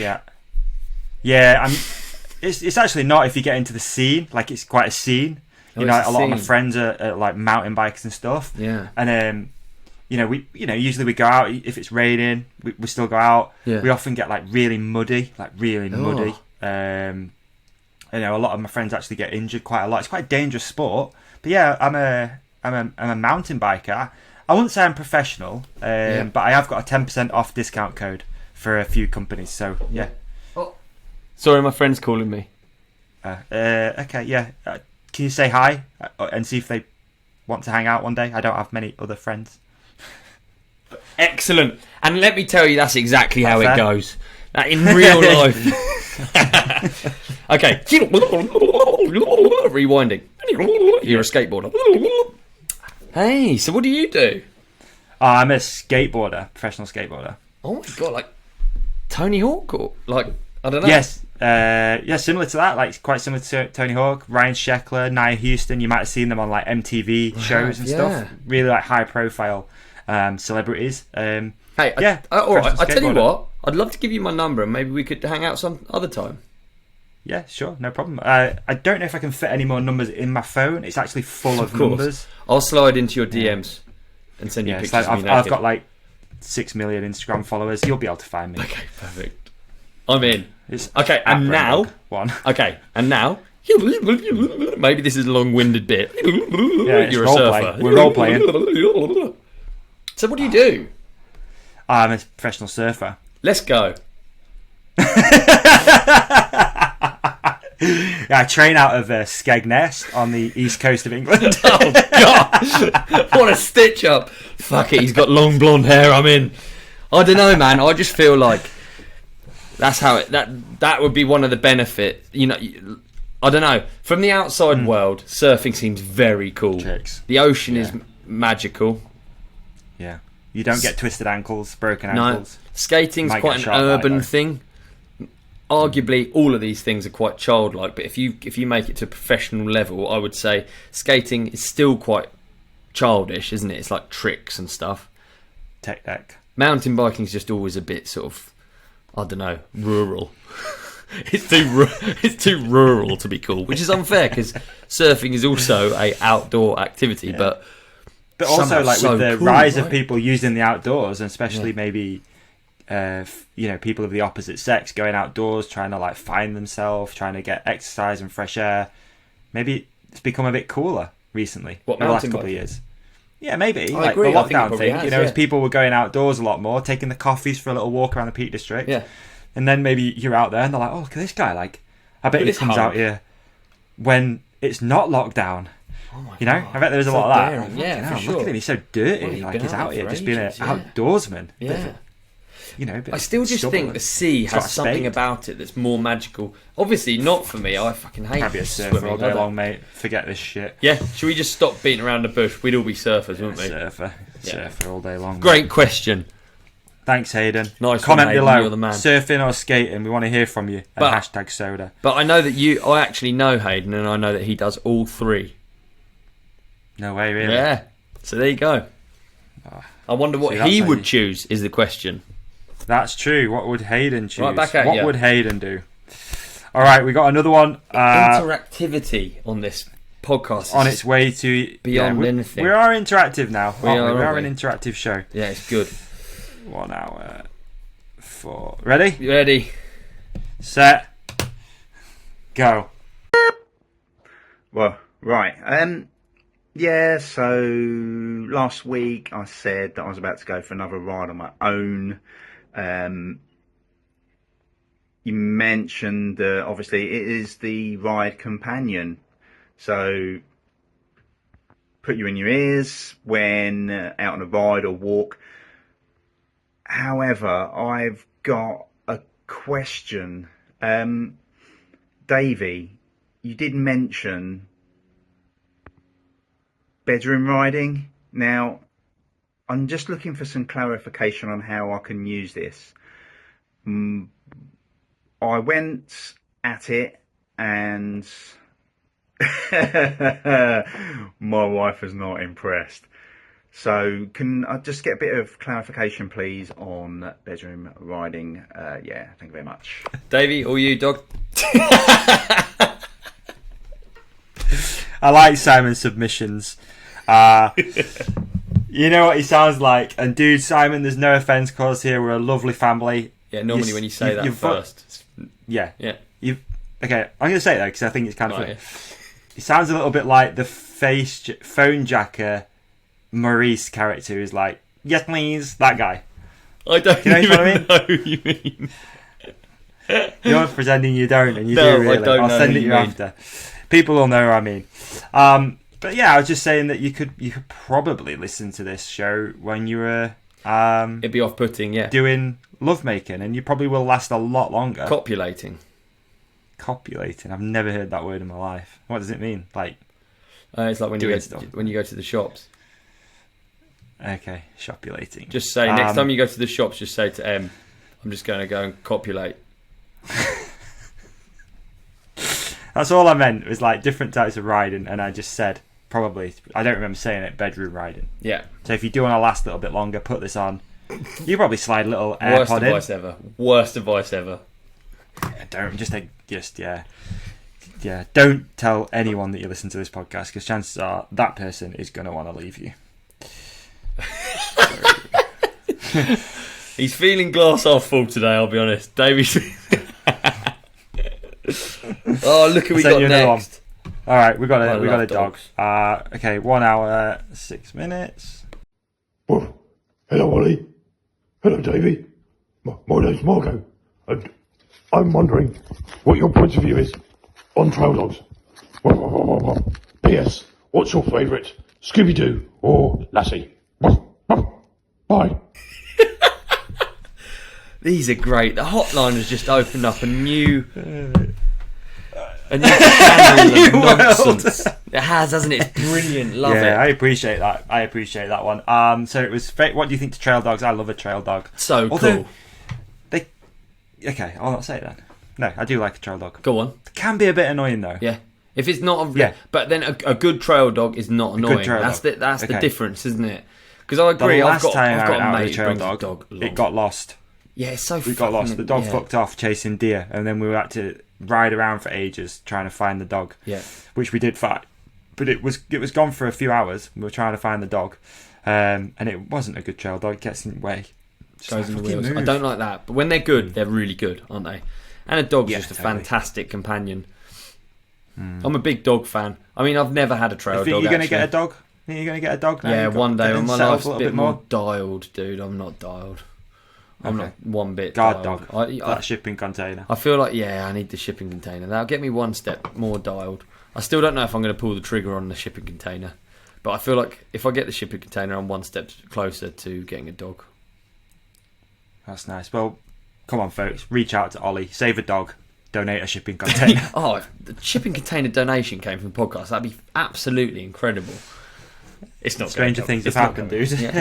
dude. You're quite right. Yeah, big yes for me on trail dogs. As for the Yeah. Lassie versus Scooby-Doo, I mean, I grew up watching Lassie over Scooby-Doo, I would say.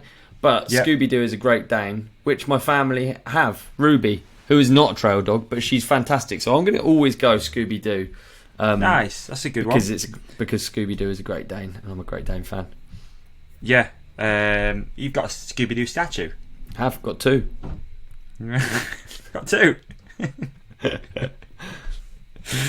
Okay. I'm going to say Lassie because I don't really remember watching Scooby-Doo too much. People used to say that I looked like the guy. What was he called? Scooby-Doo! Is that No, him? not the dog. The guy. Peter or something. I know who you mean. What was his name? Peter I don't Bumhole. know. No, Yeah, Peter Bumhole. I don't think he used looked to like look him. like Peter Bumhole. Don't you think No, Lassie I don't. looked a bit blow-dried? You know, like a bit weird. Like, yeah, dude, that's probably the best looked after dog in what the- entertainment. I What think. the fuck do they feed that dog? What the fuck do they feed Lassie? What the fuck were they feeding Lassie? Fish oil, Although just neat. behind the scenes of that show, mate, probably weren't very kind. I bet they weren't that kind to that dog. I bet it there's was like all 3 Lassies. lined up to fishing line, making Yeah. its paws move and shit. Oh, like that, mate, making yeah, its and they mouth just do move. like 4 episodes in a week. The poor dog's Yeah. got a prolapsed anus. They ship it off. New one comes in. Bring a new one in. The dog's just got massive bags under its eyes. Big sores not under its slept. tails where it's been forced Just- to wag the whole time. Oh, Yeah, just fucking looking down wells day all the time. Just looking down wells, trying to find things. yeah, Lassie, we missed you jumping down the well. Can you do it again? Thing's got a compound fracture. Oh, wheeling the next one. We need to redo the well scene. Go on, Lassie, down the well. I almost find certain dogs like intimidatingly intelligent as well. And actually, the reality of having Lassie would be very. Maybe they're so maybe Lassie was so intelligent that she would know not to walk in when you're having a shit or something. Maybe she's so intelligent that she would. Maybe. You know, that she'd I actually wish be my dog easy did to be that. around. I caught him drinking out the toilet the other day. Did you? Just drinking out the bowl. Yeah, it's like we've got Come on, mate. one of those things in there. Yeah, but You know what I mean? it tastes better, doesn't it? They just what tastes good to you does not necessarily taste good. Yeah, J I don't dog. think toilet duck tastes. It's true bleach. Yeah, I don't think toilet duck's the vibe. mate, duck's a I duck. bet he's seen the Duck's he's a seen the duck. thing. He's like, he's pouring duck in there. I want duck. It's fucking duck flavour soup, never ending. Refills when he flushes that lever. Sometimes there's chunks of it in there. Also, remember when you were like a kid, you just wanted stuff regardless of whether your parents said it was awful. You know, like those blue slushies. I remember my parents being like, "Why do you want that? It's horrible. It's blue. Yeah, It's literally Yeah. blue. That's not the colour that you should be going for in a drink. No. Green." Do you remember there was an energy drink? I think it was an energy drink. It was called Indigo, and it was like a purple bottle. It tastes disgusting. It was gross. I remember going to my mum's old workplace and demanding that bottle. Like, I want to try it. I want it. I want it. Got it. Got properly jazzed up on it, dude. And then she had a spinning chair in her office, so I just span round on the chair for ages, and then just vomited blue all over the room. No. Yeah, I remember Blue it. vomit. I mean, honestly. I can Do you- almost remember the taste. Do you know what? Bernie sent me a great one for the podcast. Actually, he sent me Oh, yeah? a video the other day, and it was it's a sort. I don't know why I like this sort of thing, but it was the sort We're of playing thing it. that's right. So I'm going to send it to you. Basically, Yeah. the long and short is that there's I don't know about, maybe you know this chain in America. Can you send it to the hotline one? It's called Payless, It's on No. Instagram, so Oh, okay. I will send it to the hotline one. Yeah. But anyway, I'll just explain to you the premise. So, Payless, I think, is like a pound store sort of thing. It's like a cheap store, and then they've rebranded it and got a load of influencers in to do videos on it, and they're all buying this stuff. Like, it's got like $800 price tags on these shoes that they've just rebranded and sold to them, and then they've got them talking about the quality, and it's just so like toe curlingly awful, but we're all part of it in some way, and it's really good. I'll send you a link. You'll maybe we can put it in the description, and because I'm struggling to do it well because I'm not very good we'll at put it stuff. in the description. But yeah, that's funny. Yeah, it's funny. I love the idea of that, though. I love the idea of that with certain things. The main thing I love the idea of is cheap wine being labelled as good wine, because I don't care about wine. I don't believe in it. Have you ever had a good wine? No, I don't. I don't care to. It all tastes like gone off grape juice to me. I don't like it. Okay, fair. And I know I'm weird for that, and I know it's a cool, fancy drink or whatever. But I love the idea of relabeling shit wine. Not even shit. It's all shit. I just mean cheap wine. As And just really selling it to expensive. rich people. Oh, the best. And just watching them go like, The it's best. fucking amazing. Oh, just like I can taste the chocolate in it. yeah, there's something Fuck, Robin it's from Hood about it. Aldi. Even when people like fake artwork, there's something Robin Hood about it, isn't there? I like the idea of some I guy agree. just sort of cackling to himself, just laughing lightly. Yeah, there's people that fall into that little algorithm or whatever it is, or that thing where they're doing something and it's overpriced. They know it's overpriced. Dude, look at Yeezys, right? Shit, really, Yeah. right? Shit, just shit shoes. Adidas shit shoes. Yeah, it's just a vibe, isn't it? yeah, It's just a thing that It's just popular. great marketing. Yeah. Or not great Yeah. at the moment, but Not yeah, too great, no.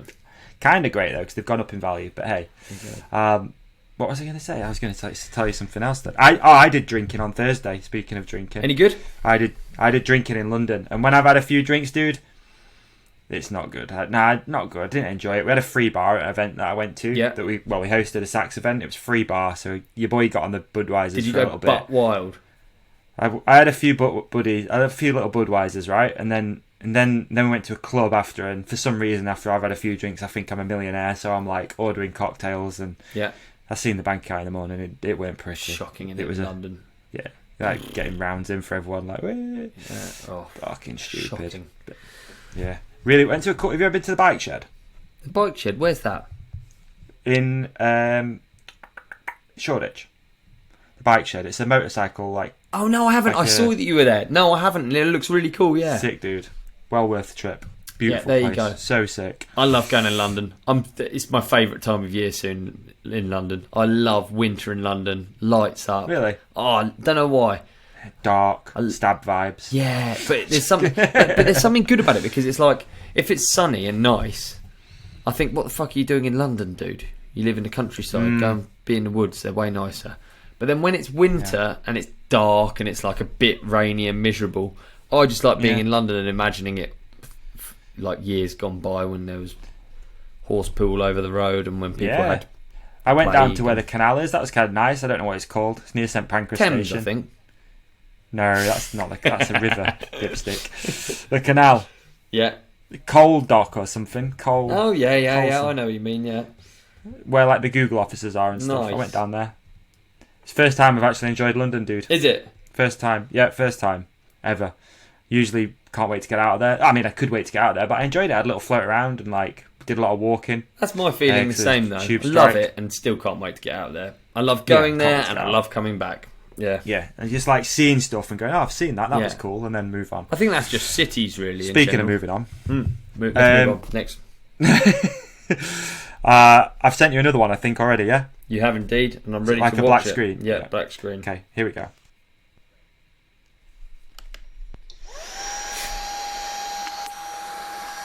I like it already. Right, I know what this is. This is a cool Hoover. I like it.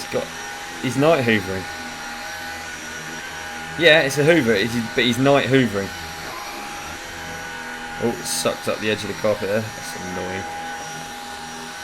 Well, there you go. That was the video. Did I send you the? It's just a That was the night video. That's hoover. it. Did I send you the? Hey, I didn't send you the actual text that goes with it, right? And it says, just to reassure of the mental health and life goals of the companionship. I've been waiting for the clocks changing and the evenings drawing in so I could have this experience. I wasn't disappointed. So good. If your Hoover's got lights, think how annoying it is if you don't get to use that function. I'm completely with him here. Night hoovering just looks like it looks a blast, that does. And also, you wake up and you look at it and it doesn't look like you've hoovered, which is funny as well. Oh dear. The massive steaming pile of fluff on the carpet doesn't get fixed. No, there you go. Should we do a few list of questions? There's a bunch more. I just like that we just leave them though. I can always revert back to it if we ever need them. But thank you everyone again for the listener, the hotline submissions. Are you into Please night keep them riding? going. No. I'm not really, but I'm into night cross country riding, and I'm gonna try and get a regular night cross country riding where I really put some power, put some watts down. You know, just what lights do you recommend? What are you running? I tell you, so yeah, but this is the free ad episode. It seems, isn't it? Jeez, I'm running exposure lights. Okay. And I run a 6-pack and then a Diablo on my head. So I'm actually pretty dialed when it comes to. They sound good. I've lights. had some before. I just got some Amazon ones that all the other boys were using them, but wicked. They're long gone. I don't even have any. There's good lights in my house though at night, so that's all right. Just stay here. Yeah, there you go. There you go. Fair enough, mate. There's something cool about night riding. I should try it. The feeling of everyone else being running, at home and then you're out amongst it. It weirdly it shouldn't matter. And it's like 5:30. Yeah, there's something cool about it though. And it's like a shared. It's quite social, I think, night riding. Apart from the fact I fucking largely do it on my own. It's quite social when you do it with someone. Maybe you got to be careful doing night riding on your own, though, aren't you? I don't do trails though. Extra careful. Okay. I do fire roads for real. Yeah, I just do paths and fire roads. I have no interest, weirdly, as someone who loves going down a trail during the day. Yeah, you don't want to be doing that at night. Zero interest, because I can't hit it how I want to. It's like, it's not my thing actually. Weirdly, I just like cross country riding. Good. There you go. All right. Okay. Somehow made that hoovering clip into something that somehow relates to bike riding. There we go. Did alright with that, eh? The lights. So we're going to listener questions. Thank you, David. Sound Warper. Ollie. Yeah. Do you ever ride the Pink Panther anymore? It's such a sick paint job. It's so sick. It's just sat there behind me. I don't ride it because I have the new Jam, and there's sort of like, you know, if it's your job to promote one, you don't want to be promoting the old one. You're trying to promote the new one. So I actually don't. It's very annoying sometimes. But equally, no, it doesn't, because look how cool it looks on the wall. It looks cool on the wall, and I love that bike. It's such a cool project, and I'm hyped on it as a wallflower, to be honest. So, will you be making a feature out of a bike in the new house? A feature.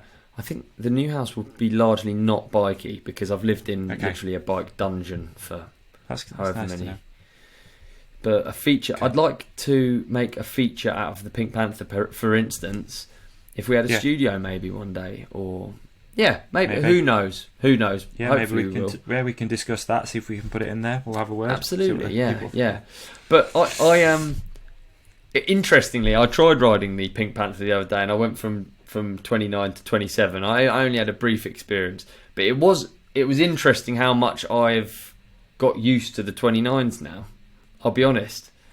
Like the 27s didn't felt not that fast. Wow, how interesting. I don't know if they're obviously way more manoeuvrable and stuff, but I think you just get used to stuff, don't you? And you notice the positives maybe more than the negatives, and there are negatives to both, and either way. But interesting. You've been doing it a long time, man, as well, aren't you? You know, today, slightly off topic, I went to find a photo of you, like, for a clip that's just gone up. Yeah. And I was like and dude, it's fucking mind-blowing sometimes. Credit to you. And with the greatest respect, you look back and you're just like, well, that photo's from like 2011, 2012. There he is. There is And same old shit. It's like you and Bren in like so many photos, and it got me thinking. I was like, "Fuck, these boys have been at it a minute, man." Like in it, yeah. it's you cool. Like, as it's well, not a bad but thing. doing the same. Yeah, I know what you mean. Yeah, but like you're like it's different because all right, I've been doing it similar, but not really. But like you're like photographed a lot. If that makes sense. Does that make sense? Yeah. Like it's there on Google. Like you literally just put it in, like Ollie Wilkins racing, and it's like a photo from four cross days or but like nice photo is what I'm trying to say. Like not like shitty photo. Yeah, it's I know like what you're saying. magazine quality photo. Yeah, You know what I mean? yeah. No, it's funny. It's isn't cool. It? It's really I cool. actually Man. spent Really today cool. with Steve Bear and Brendan in the woods today, and with Will and with Tattoo Dave from Peas Lake. We were shooting for an MBUK article up at Peas Lake, so that'll be out soon. That's super exciting. But it just made me laugh. It was like, you know, we're doing a photo shoot, and you know how a photo shoot goes. Like largely, it's like you're getting the shots for the article. You're not necessarily getting to do your best riding or whatever. No. Anyway, we get to this jump, and there's a triple, and I knew Brendan had seen the triple, and I knew he had on the way down. So then I got there, and I fucking quickly scoped it, like without looking at it. And then, as we were about to go up, he's like, "Oh fuck!" Like I think he'd probably already seen the triple, but he like brought up the fact that there was a triple. It's like horribly long.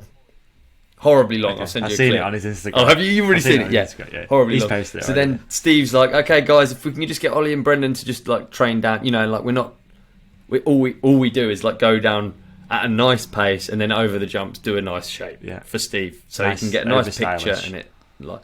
And instead, I've fucking cranked as hard as physically possible because I knew the moment he noticed there was a triple, I knew the race was on. And so I've just cranked so hard and cased this triple, but like I fucking did it, you know. I opened it up or whatever, and it just made me laugh. That it was like how many years of that.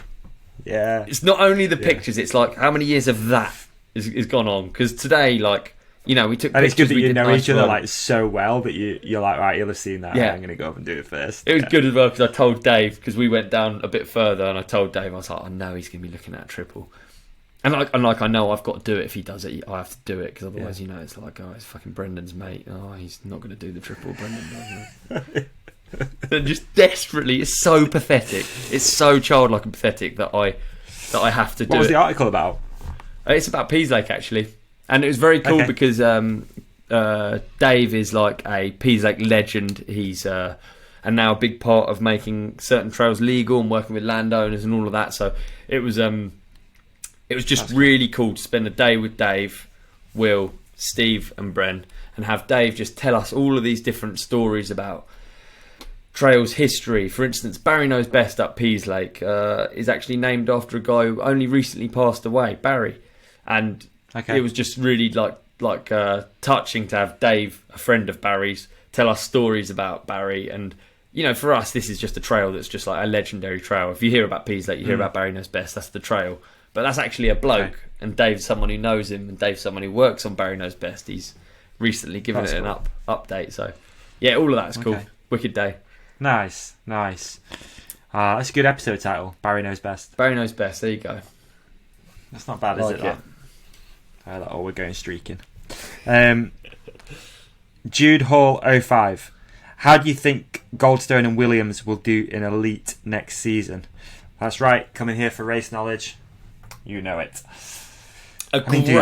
Great question. A great question. And, I mean, proof's in the pudding, obviously, come next year. I mean, will we even be able to watch it? Who knows? But there's going to be races happening somewhere. We don't know much else at the moment. I think we've got two variables here, right? The first variable is I feel like it's obvious, right? Can you deal with the pressure? And I think that is the biggest variable. I think there is undoubtedly already these boys are good at dealing with pressure, but can they deal with that next bit of pressure? Because it'll be different when you're up there. It will be different when you're up there and you've got very different. Minar on a fucking turbo. You know what I mean? Yeah. You look across and see a Frenchie like visualising a track. It'll be different, I think, to the comfort of the juniors. Who do you think's had the most pressure? I think Jackson's probably more accustomed to the pressure, having been around it way more on a probably bigger scene and stuff in Canada and whatnot. It's true. But proof's been there last year, dude. Right? Like, absolutely. With them on time. I mean, both of them are pulling speed's out. not an issue, is it? It's everything else that's going to be an issue. Both of those boys are pulling out top 5 results in the men's consistently as well. There is an I argument thought the other day. Yeah, go on. No, go on.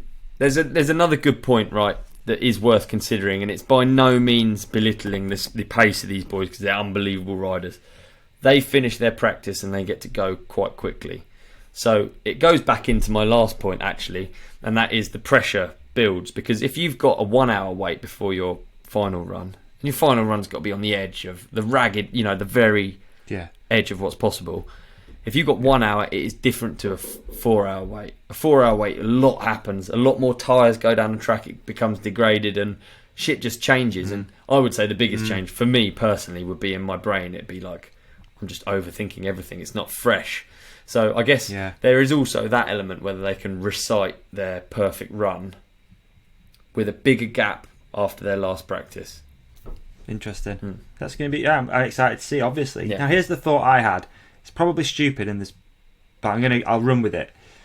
Why? Because there's always this issue, right? Of like, with women's downhill in particular, they want more eyes on it, even prize money, etc., etc., etc. Right? Why don't they do, especially if they're cutting the field down next year, as is speculated, I don't know if it's confirmed or not, to 30 riders? Why can't it go man, woman, all the way through the field? So that it is literally, you've got 2 battles happening at the same time, almost. So it would go, for example, the top 3 might be Tarney, Danny Hart, and then the next girl, Rachel Atherton. Then it's I get you. It's an interesting thought, isn't it? Because why? Because then everything would have more eyes on it, and you would be going fuck like right. Okay, next girl. Okay, that girl was winning by 0.3. Imagine having 2 battles going almost at the same time. I think the worry would be that it does a disservice to both, because it would then be, whether it makes it more confusing. There's something amazing about the purity of like downhill racing. It's all like, we understand it, don't we? Reverse order from qualifying. I agree, and there's momentum as well, with, like, the builds broadcast. a story and all of that. So I agree. I wonder whether it's a really good thought. Yeah, it is a really good thought. I mean, I think they've got. It's too easy to fucking be negative about it all, and it's almost like hacky. It's almost like an obvious joke, isn't it? Like it's COVID joke if you're a comedian, right? It's going to be it's going to be difficult for them to pull this one off. I think, regardless of who it is, whether it's Discovery or whether it was like whatever the outcome was going to be, it's always going to be hard because no one wants change, do they? And they like so they're going to have to do something, aren't they, to up it? That's how I want to be. I want to be like positive. I want to think like, fuck, how do they up it? So maybe what you're saying is maybe a good suggestion, or maybe there are more suggestions that I'd love to. I think that's quite a cool. We've got quite a good engaged audience here, and I feel like a lot of the homies that listen have opinions. And what would you do to improve World Cup downhill and the coverage of said World Cup downhill? I'd like to hear let us know as well. Let us know. So not only would I like the Let us know in shed, the comments. I want to see a shed, all right? Yeah. And I want to hear what you want to do with World Cup downhill racing. It's easy to moan. It's hard to come up with it, isn't it? But all you have to do is leave a comment and hashtag soda. You're going to win yourself a can of pop. Can I start off the comments? Yeah. With hashtag soda. Yeah. Hashtag soda. So that comes first, the soda. And then my comment afterwards, with no grammatical or spelling errors, it says this. I would love... Will you leave this comment? Sorry?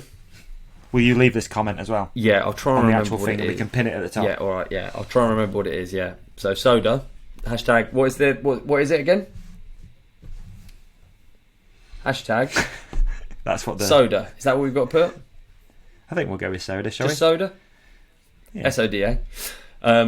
Well, I'm really dragging this out, but I would say what I would really like is an up-to-date time of even if it's just the top 10, I just want to see them there ranked. It really annoys me to not be able to refer to it when I can be like, oh, what fucking time did he just do? Or, oh, what time did that last rider just do? Or where is she Almost sat? like the Supercross where it's right there. I want it there. And that would be a massive... Because that was one thing that didn't happen. They used to bring it up on the screen every now and then, but I just want it like... You know what I mean? Like in the news where it's just scrolling across the bottom or anything. Yeah. Any sort of news that we can refer to would be really... That would be my suggestion. So there we go. We're kicking things off with that. Hashtag soda. Okay. I've made a note. Hashtag soda as well. Dave Robinson 1. Fairly decent rider, but as soon as I see really wet roots and rocks, I feel like a beginner again. Any tips?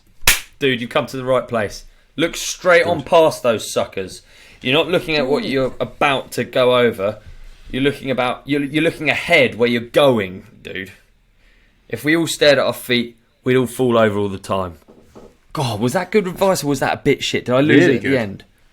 Nah, it's great advice, Excellent. dude. Really good advice. And I'd just add to that, if you maybe just get a little bit of braking done on the run up and then leave off the brakes. Maybe cover them if you need to, but try not to touch your brakes if you're going over the wet, slippery rocks. More great advice. Brilliant. Like, yeah, there you go. But don't listen to me because I hit a tree and ended up in hospital. So No, can you do after your one? After your one, can you do like a something like a metaphor for that as well in life? Because I made a special effort to make mine sort of like a metaphorical as well about looking forwards and like not tripping up. okay, Can you do that? try and come up with a metaphor for the what did I say for not hitting the brakes? Yeah, over the roots. it's a really good. It is really good advice. Yeah. Yeah, so we could go with... God, I hate when you put me on the spot like that. I can help you if you want. Okay. If you want, I don't have to. Yeah, please, I'm struggling. Hey, in this crazy life, it's easy to slip up. Slow down. Hit those brakes. Take things slow. And you'll be alright. Nice. Slow down to go faster. Yeah, that's nice as well. See, there you go. Yeah. You did it. Um, I'm going to do this more often. Oh, dear. See, it really pisses you off. I love it. Yeah. I'm not fast enough. You are. Not at this time of night. I've been up since half 4. Yeah, fair enough, yeah. I'm knackered. Soda's starting to wind down. At Don Woolcott, tiers for the companionships. Obviously you two being grand wizards, but is there a hierarchy? Grand wizard, that's amazing. I like the idea of there being I don't like the fact that we should brought do the racism no, into we should there, do but that. No, I don't. I don't like that we brought racism into it. But there is a hierarchy. Yeah, we are probably at the top of it, Ollie and I. But then, we're going to be like tier 1. But what? And then underneath the tier system, you got people that I'd say we've got people still listen that were part of the original Davey talk to some fucking guest. That sounded awful. Oh my god! Like just me. I like that. I was part of that as well. You were part of that. Like that original Hook It podcast people. You got some OG, and then we've got like some lockdown companion Yeah. people. They're like probably going to be tier Lockdown 3 homies, when yeah. they joined. Yeah. So if only knowing the podcast when it's been me and you. Yeah. Can I just say? And then we got I think the tiers. It's important to say this, and one day we'll have a animation done, and it'll be in like the presentation where we like put, a pyramid scheme. Yeah, exactly. So we have it is one tier, and me and Dave here we're in the centre, but the tier we're on one level because we are one people. Yeah, okay. That's nice. Like isn't around. Yeah, that's nice. Let's leave it at that. Yeah, we're just a companionship, aren't we? We're all just in it together, but holding forget hands. everything I said. I was trying to like tear people up, and yeah, like, you were we're all turning just into you were like that was like Hitler the younger years. That was like, you were just like, you know what I mean? It was like the early thoughts. Yeah. Yeah, I used to like the podcast before it got a bit like Nazi. A bit like teary. When you like introduced demanded the that you tier, commented on things. when you They introduced, started selling weird merch. They got this like badge. It's just too you much. introduced It all just got a the bit class much. system, it got a bit much actually. Yeah, I preferred it Yeah, when it was just yeah. You got to pay to be like Oh, higher up in it gosh, and yeah. stuff like that. That'd be good. Maybe we could do that. not mad at that. No. Okay, let's do 2 more. Yeah, done. Okay, Yeah, I'll no, just pick I'm 2 keen, random dude, ones. I'm At keen. Sketchy, what was the last biking thing you bought full price Did you feel good or dirty afterwards? Interesting question. Great question. Now, I'm going to chime in here because I know that you support your local bike shop, man. I know you support the MB crew. I do. And I know that you do often pay full price for things. Absolutely. Right? Yeah. I didn't want to hijack your thing then, but I remember when I was last down with you, you needed something for your bike. I think it was like a bearing or something. Yeah, I can't remember what it was. I was honestly bike, just maybe, trying to... actually. Yeah. And you... I make a real point of it. I actually think the more free stuff I get, the more I want to spend money in a bike shop, which is nice. Pretty backwards, isn't it?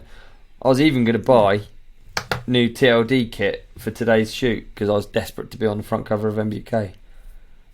Think you got it? Or I had all of it. I don't reckon I got it. I was with the Golden Goose. I was with Brendog. You know, if you're going to put someone on the front cover of a magazine... You had a front of MBUK before? Only once. Have you? Yeah. Certainly never when Bren's been there. You know what I mean? Why would you? Yeah, but some people always want something different, man. Maybe, yeah. Know? They're trying to sell magazines. It's like getting a razzle and same woman's on front every week. You know, you're not going to buy it every week, are you? You're going to be like, I've seen Denny's from Doncaster before. Yeah, I'd be more. I'd be more up for buying the sort of wonky looking cover one. Anyway, making biking look more relatable. Yeah, man. Stick me on the cover. Yeah, it's more. It's more relatable. Yeah. I actually bought some tubeless sealant today. Been brutally honest, from my local bike shop. J.E. James down the road. You got yourself a 2-minute walk from my house. Good on you. Exactly. Okay. We've done the tier one. Let's think. I like the tier one. Great question. I love our questions. Yeah. This is the best, actually. I do love. There's quite a lot as well. There's one actually about improving racing, so that's that one. We got Sideways Sam sent a few in. This is a good one. Stuart Hines. No, actually, I'm not gonna do that one. Chris Turnbull 100. Who has the best? Sorry, Stuart. He's asking where the north-south divide is. But that could, not everyone from England listens to this podcast. Like we're global, right? Yeah. So it's interesting though, because probably where I think Birmingham is north. Like Birmingham, I think of as the north. And it's very much Midlands, Birmingham, isn't it? Even Nottingham is Midlands as well, right? Yes. There you go. I would consider those Thursday. I'll send you some photos if you want. Quite far north. I would consider those. Yeah, quite far north. Yeah, not as north as me. Yeah, because hold your horses. You're not the northest. You're not the northest by any means. No, I'm nowhere near. Nowhere near the northest, mate. It was fucking. You keep going for miles up there up to like Dannyland, Danny McCaskill land. Okay, Chris Turnbull 100. Who has the best mountain bike YouTube channel? Great question. Apart from the Ride Companion, it does say that at the bottom. Does it? Good on him. Well, it says. It doesn't say that. Who has the best mountain bike YouTube channel? I don't want to do obvious ones. Okay, I like it. Okay. Do you agree? Okay. Yeah. I do agree. Now you've said it, I would have gone for an obvious one. Let's not do obvious ones because we all know who Matt Jones is, we all know who Sam Pilgrim is, and we all know who Fabio Widmer is. Fabio's killing it at the minute, eh? Yeah, I think that list of people are all doing just fine. Let's be honest. See that video game? Jesus Christ. I've got one. Yeah. He is someone who's killing it as well, so maybe it's not the best one. But I really like Jack Moyers. I love how it's got it's just like iPhone filmed. It's good. It's funny. He's funny. Is it? I enjoy it. I should get it. Did you see that Jack Moyer and our boy Dean Lucas did a podcast like on a really nice setting? Did you see it? No, like, I didn't actually. In front of a river. Oh, it looked amazing. Wicked. It was like boats going past and stuff. Really cool. Nice. I'm going to go... God, mountain bike YouTube channel. I mean, there's a few that stand out. Tim from Wales. There you go. Yes, dude. Because it's super relatable as well. And he's one of those guys, links back to the last question. Someone like Tim from Wales, right? Yeah. He's just buying products to review them, which is great. Like, what a lovely thing to do. So he's making the sacrifice so you don't have to. That's lovely. He's That's really such nice. a nice chap, though. I can't imagine him saying When you anything think about crap, it, you know, can he's literally buying cameras and it's true actually. He's buying like cameras and all sorts of stuff, dude, and then showing you how to use it and what's good and good what's on bad. And good on Tim from Wales for doing There you that, go. man. That's nice. I'm trying to think of more. I'm going to be honest with you, Dominic. Was it Dominic? Maybe, yeah. Anyway, Simon, can we call you Dominic for the sake of this? Listen, Dom, I don't watch that much. It's Chris. Hey, that's what I said. That's what I said. Listen, hey, Chris, I don't actually watch that much mountain biking. I'll be honest, it's a bit all around me. I sometimes feel like I'm drowning in mountain biking a little bit. So I don't watch it that much. I watch a lot of like comedy, and I watch a lot of engineering. It went a bit quiet there. I can tell Davey's not with me. Does there any channels mix the two? Comedy and engineering? No, not well. Not well. I like when you have there's like a company that rescues excavators that have got stuck in bogs. I like watching that. Oh yeah. Yeah, I watched that. I remember watching that. One of those at your house. There you go. I like watching that. I like watching restoration videos where you get like old Russian chainsaws and you take them apart and then you restore all of the little bits. Yeah. I like watching that. I feel like I might be losing Chris a little bit, but anyway, I like watching that. And then I actually like watching podcasts as well. Yeah. What are you watching at the moment, dude? Shout out some couple of podcasts that you're watching. Podcast I'm watching at the moment, Take Your Shoes Off with Rick Glassman. Yes. Fantastic podcast. Yeah, he's very funny. What else? You know, dude, I watch a lot of them. But how about you? What? I watched the latest Joe Rogan one. I mean, I could go down that rabbit hole forever. But the latest, as we record this, with Graham Hancock and Randall Carlson. There you go. Nice. Is insane. Yep. It's just life altering shit that. And then the documentary Ancient Apocalypse on Netflix. There you go. There's your watching. Enough. There's my watching. My watching it, I've just written nothing in a box. Oh, cool. There you go. Just I just haven't. Just home restoration videos. Well, I haven't really watched any of those. I just when I do, that's what I watch. But I've not been very watchy. I love being watchy because it just means I'm in a routine. And in a routine. Exactly. That is exactly it, Davey. Yeah. I've got listening.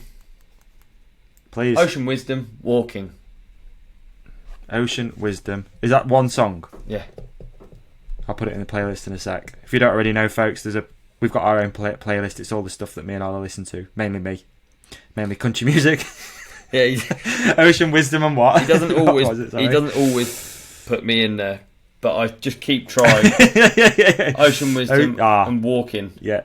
Apostrophe. Walking. I said walking Nice. because And I didn't feel comfortable saying walking. But yeah, my listening is a new album by an artist called Tyler Childers. Who he's not country, he's sort of like a little bit of soul and stuff. But he's done one of those albums where there's only like 6 tracks on it, but he does the same track in like different types of music. Does that make sense? So like one's called the Hallelujah version, and it's a bit more gospel, and then one's like the Jubilee version, which is a bit more sing-alongy. There you go. Tyler Childers, big fan, and he's coming to the UK. So if anyone wants to, nice. If anyone wants to go see him, go see him. Thank you for listening to TRC 71. Yes, thank you everyone. Don't forget, Christmas ride tickets still available. We got Christmas ride tickets still available. How many we got? The wheels are literally falling off. How many we got? We've not got many, have we? Nah, I can't remember. I've not spoke to our boys over at BPW, but there's barely any left. There's not many, so round up the crew. We've got a charity raffle. A few of the things are starting to land here already. We've got a Hydra shot you can win. All you have to do is bring a little bit of money. We've got one of these amazing new Compex balls. So it's like a massage ball. That's cool. We got melon stuff just turned up. We got DMR pedals turned up. All you're going to have to do is just leave a little charity donation and you're going to be able to win some shit. Oh. But most importantly, we're going to do biking and friendship. And eat Christmas dinner. And friendship, yeah. In no particular order. No. So thank you everyone. Leave a comment below. #soda. Win yourself a can of pop. This just keeps on giving. There's almost too much giving. Let's just peace out. Thank you everyone. We appreciate the shit out of you. Peace. Peace.